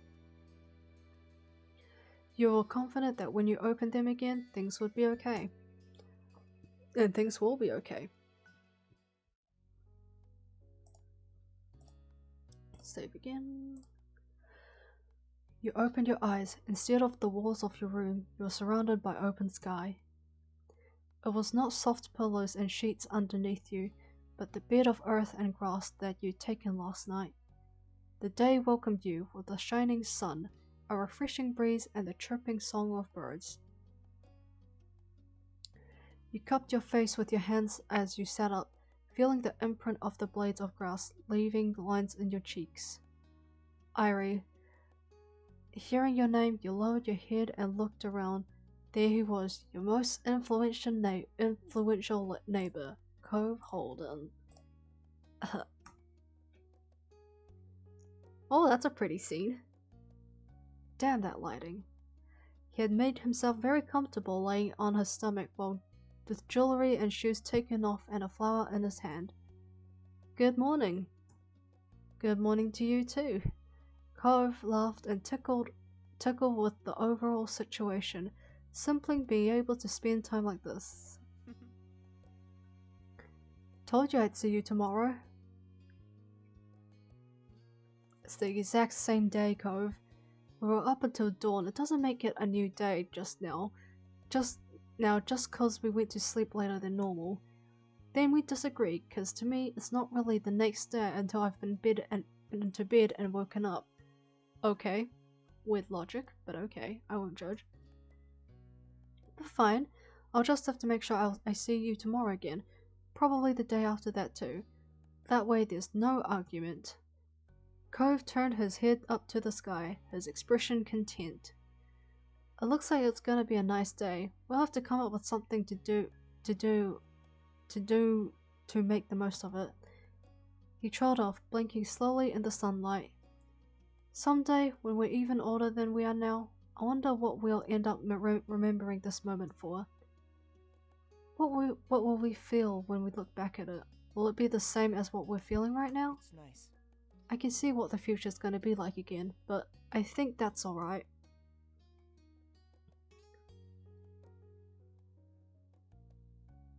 Yeah, I wouldn't know.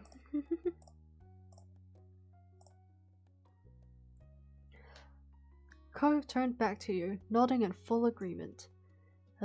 He eyed the hill sprawling out before you, and down below, where the wild hill and nature gave way to civilization. On your home and coves, laid down at the bottom, neatly filled among the other houses in the neighborhood. I don't see any houses though.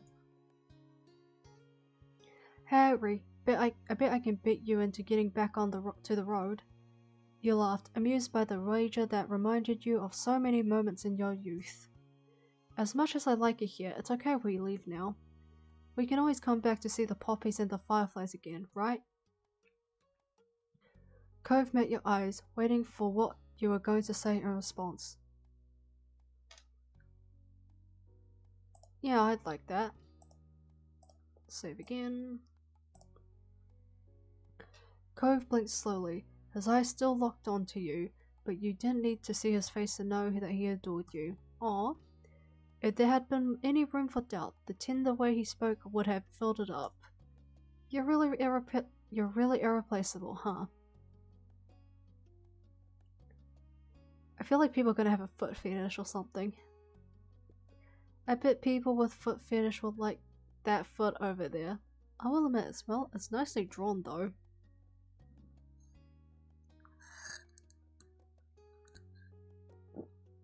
Let me just... Cove beamed at you. His expression was so unlike the one he worn when you first found him here, swaddled in sadness and uncertainty. Yet you couldn't help but glimpse that boy once more underneath his bright expression and matured features. Come on. Come on. He offered you a hand, you accepted it, your palm fitting around his. Cove lifted himself up, pulling you along too. Red face. Indeed, very cute red face, I will admit. Our parents probably aren't gonna come running for us this time. We've got to make our own call, and I say that we can't hide here away forever. Poppy Hill is just one part of things. There's more out there for us this time and this place alone. Let's enjoy it. You couldn't say whether you were the one that broke into a run, if Cove had been the one to start it, or if your feet had simultaneously made that choice for you both. The end result was the same, with the two of you dashing down the hill like children, but with the nostalgic revelry that could only come as an adult. As the wind whipped past you, you knew that family and friends were waiting at the end of your sprint. There were more memories to make after all. Save. Oh yeah, there's also one more part. After one more part, we'll end stream. Life takes another step forward. Hey, it's the theme song. This blush face long, I know, right? This song is chill. I quite like it.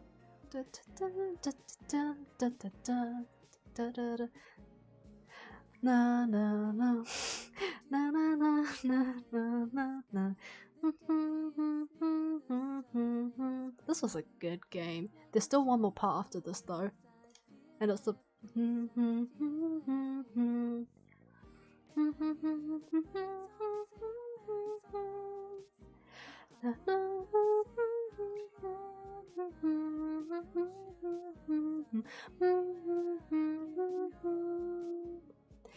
winter, spring. Oh, see ya. See ya, Kevin.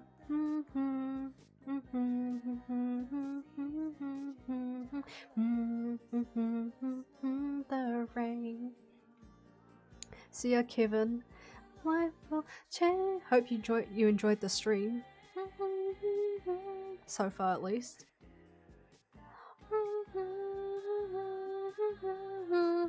Will change. I'm gonna continue. Yeah, it is really good. Like, what the heck?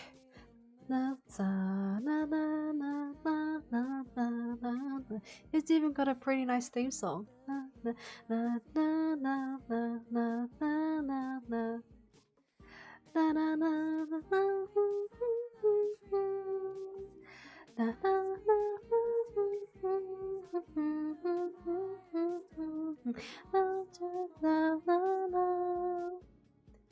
Winter, spring, and summer, fall, and na na na. I felt them all. Na na na na na na na na na na na na na na. Our life will change. Oh, I'm glad you enjoyed the stream. Our lives will change. Don't mind me singing this, humming and singing the song.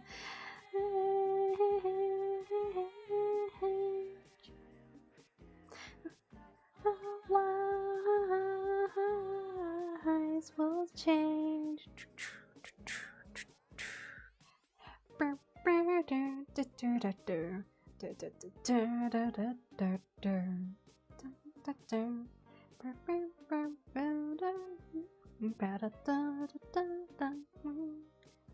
No matter the weather, na na na na na na na na na na na. The song's nice, actually. Very chill. I like it. Let's turn it up a bit.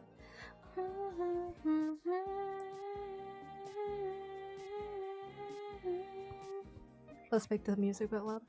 Our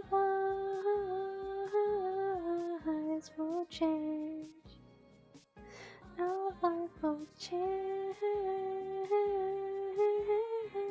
Wait, such a good song.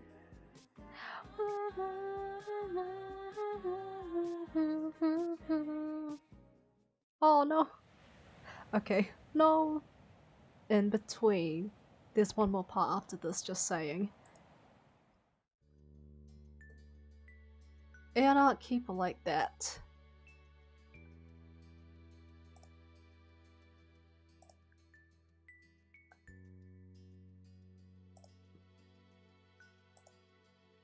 Yeah, just keep it like that. Relax, stand, love, because I confessed.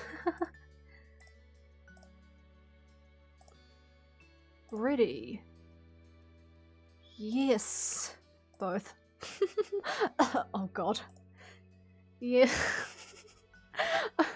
Oh my god, him with Baidu actually kind of looks like him with glasses actually kind of looks like Baidu from Genshin. What the heck? What other glasses does he have? Should I give him glasses? Glasses or no glasses? Glasses or no glasses? Just give him these. Earrings, no. Tattoos, no.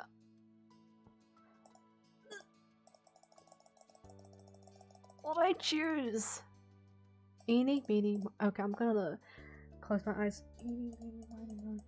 Let it tell, let it scream, let it go. Eeny, meeny, miny, moe. My mom counts to 10. 1, 2, 3, 4, 5, 6, 7, 8, 9, 10. Then my mom told me to count backwards. 10, 9, 8, 7, 6, 5, 4, 3, 2, 1. Buff it is. Okay, good enough, good enough. That's fine. Right wrist. Oh, I think a watch should be. I think a watch would be fine. Necklace? No. None. No, I like this necklace. Change. Oh, sunglasses. Change. Yeah, done. Yes. High initiative.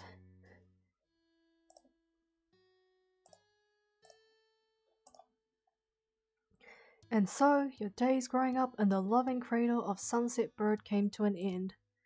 And the years that passed since graduation, you moved out of your childhood home and made your own way in the world. You lived alone because I think I moved out of state.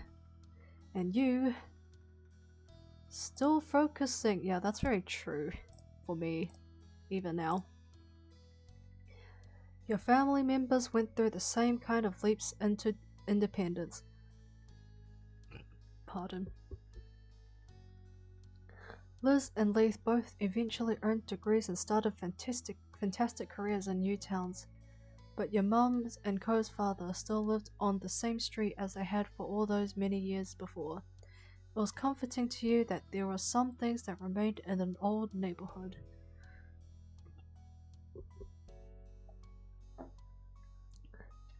And despite the ever-changing reality of your adult life, your friends were still your friends, though of course things weren't exactly the same for them either. Let me just drink some more water.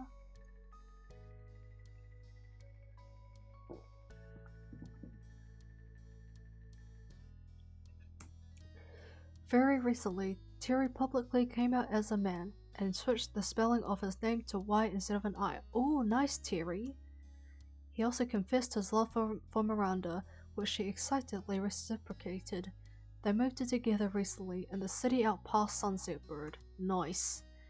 Derek was busy as always, but doing well. He made an effort to keep in touch, and you even saw each other in person occasionally. Nice. One person who did disappear into the shuffle of memories inside your mind was Baxter. Another one gone. Baxter and Shiloh. After his vacation in Sunset Bird one year, he was just gone. You never truly counted him as a close friend though. And then there's what became of the sad little boy you grew up with, Cove Holden.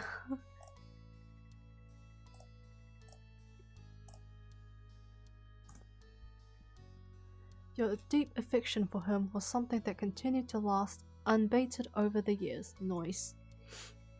Let's go with the first option. He truly thrived in his continued efforts of cultivating loving and supportive relationships with his family and friends. You couldn't say his personality had changed exactly, instead it became more refined. Cove was a warm, inviting, considerate man who took the lessons he learned over the years to treat the people around him with patience and understanding. When Cove eventually developed a picture of the future he wanted to have as an adult, you could see where he was coming from based on his past interest. Cove decided against pursuing a degree and focused fully on building up a career. Oh, wow.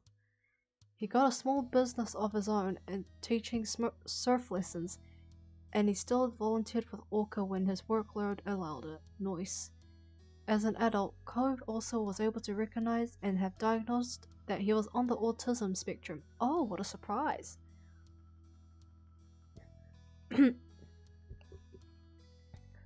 It was something that hadn't been noticed by his doctors as a child, but he was still the same Cove he always was to you, and he was just glad to understand himself better. Still a nice background though. This is a very nice background. I would love to see it unblurred.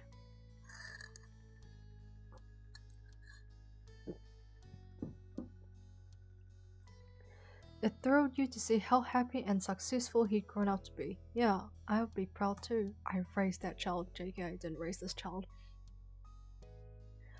On the whole, life continued its steady upbeat forward, and you all went with it down the path you chose.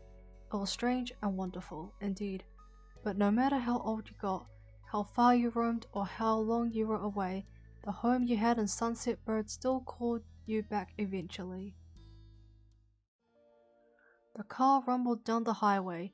You had started to zone out when a truck in the left lane loudly zoomed past. Let me save again. You went back to staring out the window, letting the scenery pass you by. You did appreciate the spacious backseat of your ride. You hadn't known exactly when you would be coming in, so you had decided to use a ride app rather than ask your mums to pick you up. Ooh, Uber? It had turned out to be a convenient choice. You looked forward to surprising your parents at the door. You smiled at the thought of their faces lighting up. Luckily, this hadn't been that big of a trip for you. You lived close enough that the travel hadn't turned into a big production. However, that didn't make the occasion mundane. For once, your mums had decided to have a modest celebration dinner for their anniversary. Ooh, nice. Unlike when you were growing up, and they preferred not to have a big deal out of it, this year they were comfortable having a party.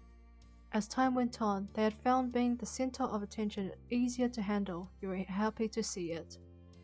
With this going on, there was no way that either you or Liz would miss your mum's anniversary. Both of you made plans to come back for it.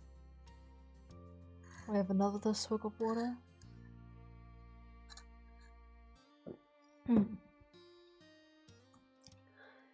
You didn't hear from Liz about her exact schedule, but you hadn't shared yours either. It reminded of you when you were kids, and both knew to show up for dinner, but didn't keep each other in the loop for each other's pre-dinner plans. This was the same concept after all. Guess some things never changed between siblings.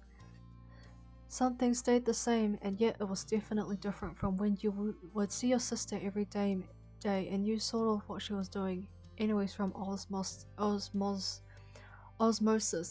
Osmanthus, what? Okay. Today, you had no idea. Things were always changing. You mused on how at times it was hard to believe you didn't live with your parents anymore, and yet you also couldn't imagine going back and living as a kid under their rules. The rest of the drive flew by.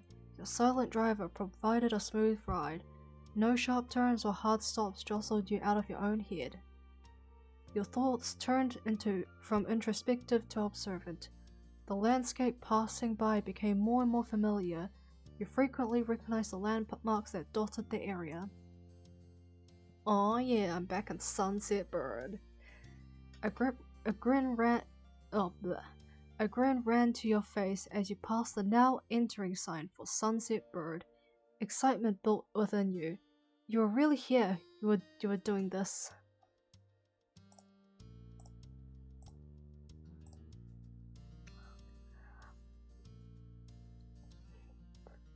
Your driver turned off on a street, and you realized that their map program was taking your way home that Ma preferred. You usually would have used the other side of the street to pass by the beach. In no time at all, the car had gone through the whole of town and pulled in front of your mum's condo. The car slowed to a stop and parked. With the buzz of the highway gone, you realized that you could hear the familiar sound of waves. The air smelled like salt and a rush of childhood memories flooded back. You started to gather your things and humming to yourself once more about how happy your mums would be to see you.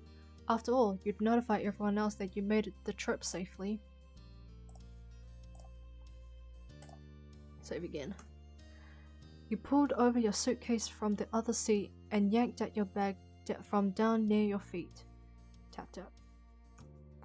You startled at the sudden sound of tapping on glass. It caused you to pause. Did you really hear? Let's save again. Did you really hear what you thought you did? You weren't entirely sure because you soon heard something else. The window on the opposite side of the car rolling down. It confused you until you put it together that despite the driver's silence, you weren't actually alone in this car. The driver must have pressed the button. Someone had to be there. Save again. Why am I... You turned your head to face the now open window. Oh my lord. Why? How the fuck? Jesus Christ, man. Good lord. Why is he good looking? I don't get this. Oh my lord. Why? Stop looking at me like this. Please stop looking at me like this. Even I now feel weirded out. Not really weirded out, just oh my lord. Yamada! Please stop staring at me like this, sir. I feel really weird. Not really weird. I feel kind of flustered. Let me just save this picture. Let me just do something.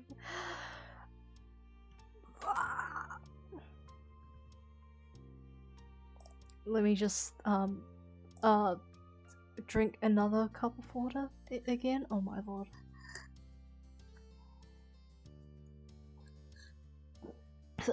God damn it, you and your goddamn pretty face bites all look alike. There he was, indeed, leaning his arms across the window, your beloved Cove Holden, beaming at you with one of his precious open smiles. Yay. Oh my, please stop staring at me like this, stop. Hey Airi. Oh my god, why are you smirking at me like this now, Jesus Christ. What a surprise this is! I didn't expect you to see in this neighborhood. Please stop staring at me like this. I feel, oh my lord, you're making me blush, man. He was joking, of course. Seeing your expression, he decided to push it further. It's not like I've been waiting for you or out here all morning or anything. Somehow I'm not surprised about that, considering what happened at the start of step 3. Yes, and I blushed.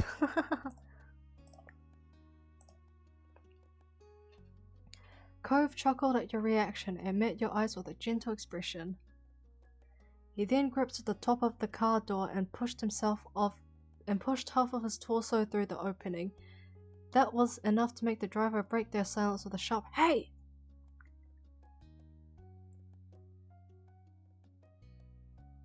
God damn it, what him and his pretty face. Stop, please stop, my lord. Cove did not seem to notice and continued climbing in through the window. He pushed one hand down the middle seat to prop his dangling body up.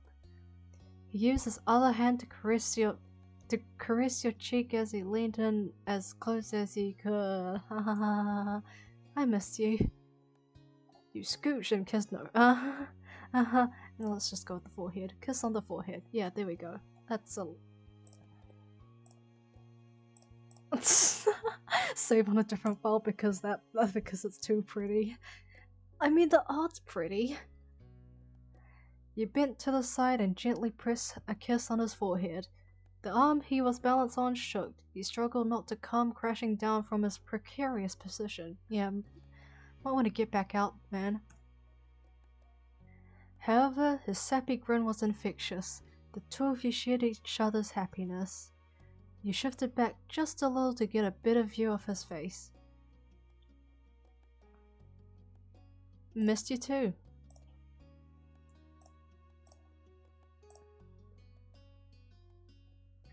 Cove's smile turned awkward as his arms started to bend lower, causing his body to slide downwards with it.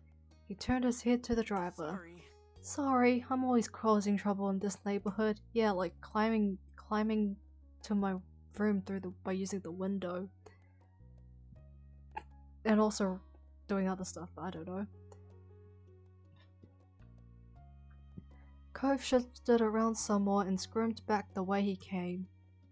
After he had successfully pushed off the window and launched on the pavement with a thump, you opened your car door.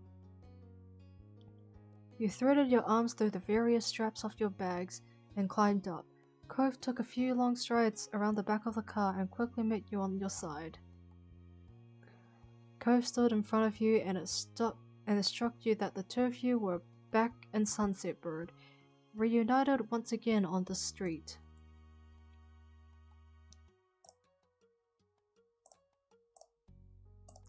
You waved shyly at him. He gave a wide wave paired with a goofy grin.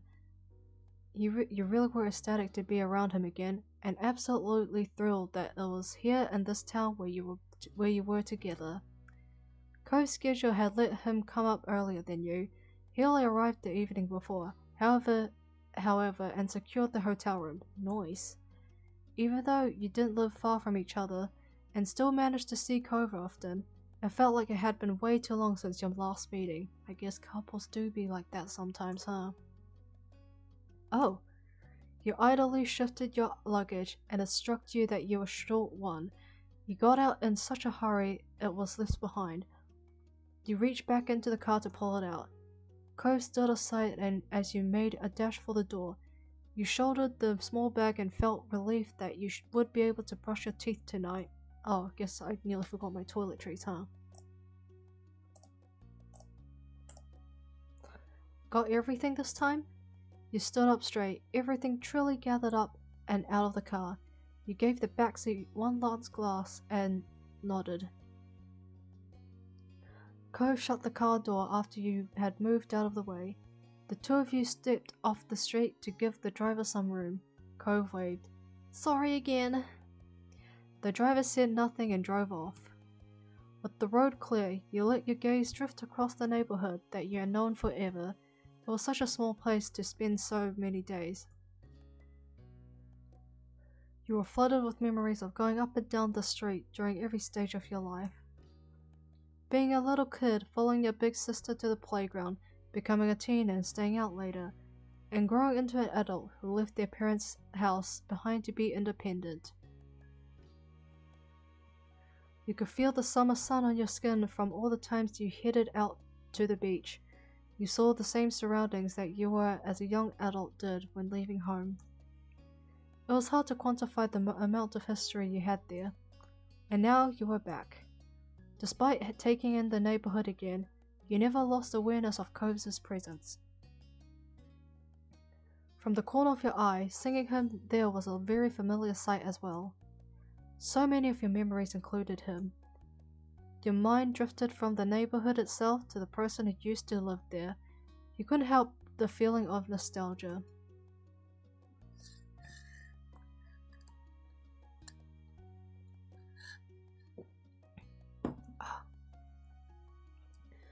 You still remembered his face, his voice, the scar on his arm from days long gone. He had changed so much since you had first met him. Yet, even with all those changes, he was always recognizable. Yeah, because of his hair. He was familiar like the sky was, in the way you knew the sea. Every day, they may appear different, but they were still what the frick is that word? Inextricable. inextricable part of life. What a weird word. It was the world with help from Mr. Holden and his ill-thought $20 bill. Yeah, that deal. That brought you together to begin with, but the two of you had chosen each other. You had never let your interactions fade. You had decided to nurture your relationship into what it was. And you would continue to keep Cove close until all the rest of your adult years. Save. Oh wait, no. Save. Save. Cove was the partner you wanted for life. You couldn't be more grateful to call him your boyfriend, significant other. It would be impossible to imagine life without him. Cove noticed you staring at him after a while and smiled with his eyebrows rising in curiosity. He was very transparent in his question if there was something you wanted to say. Pardon. You shook your head and returned to him a soft expression. You let yourself get carried away in a tide of memories, but now it was time to focus on the present. Indeed. Ready to go see my mum's? Cove nodded, then pointed all your luggage bundled around your legs. Can I help with any of that? Yes, please. You gratefully passed him a bag. It was a lot easier to balance everything out with that out of the way. He used both of his hands to take hold of the one piece of luggage and stood tall, pleased to be able to provide his assistance. With the bag situation resolved, the two of you strolled over to the Briggs residence's door. You started to pat your pockets instinctively, only to realize that you no longer carried a key to the house. Your eyes scanned the entryway, a little lost, only to spy the doorbell. The thought of having to ring it felt super weird. As you pressed the inconveniently placed button on the side wall, you remembered that no matter how much this place would always be a home to you, it wasn't where you lived, not anymore. Save again. Being back here was like putting on a uniform after you quit the store where it came from. It had remained the same, but your circumstances have changed. Cove shifted his feet awkwardly, obviously also thrown about you being stuck here, keyless. You heard muffled voices and shuffling from inside. Your heartbeat sped up in anticipation. The door swung open and there was your mum's smiling face. She immediately brightened at seeing you standing there. Well, well, well. We meet again. Hello there. Mum twisted her head back and gave a shout down the hall. Lonnie, guess who's here? There were more distant noises, no doubt Ma getting up from whenever she was to come see. Her high-spirited words rang out clearly. I hope it's one of my children. Mum snickered, still holding the door only half open to hide you for a little longer. Cove flushed, as if suddenly realizing that he was going to be present for your mum's enthusiastic welcoming of you. You had smiled to reassure him that he wasn't intruding.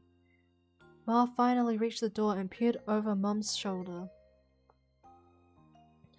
It is! Hello, Airi! She gave you a once-over, patting the tops of your shoulder and moving down the side of your arms, before she nodded in satisfaction that you were in one piece.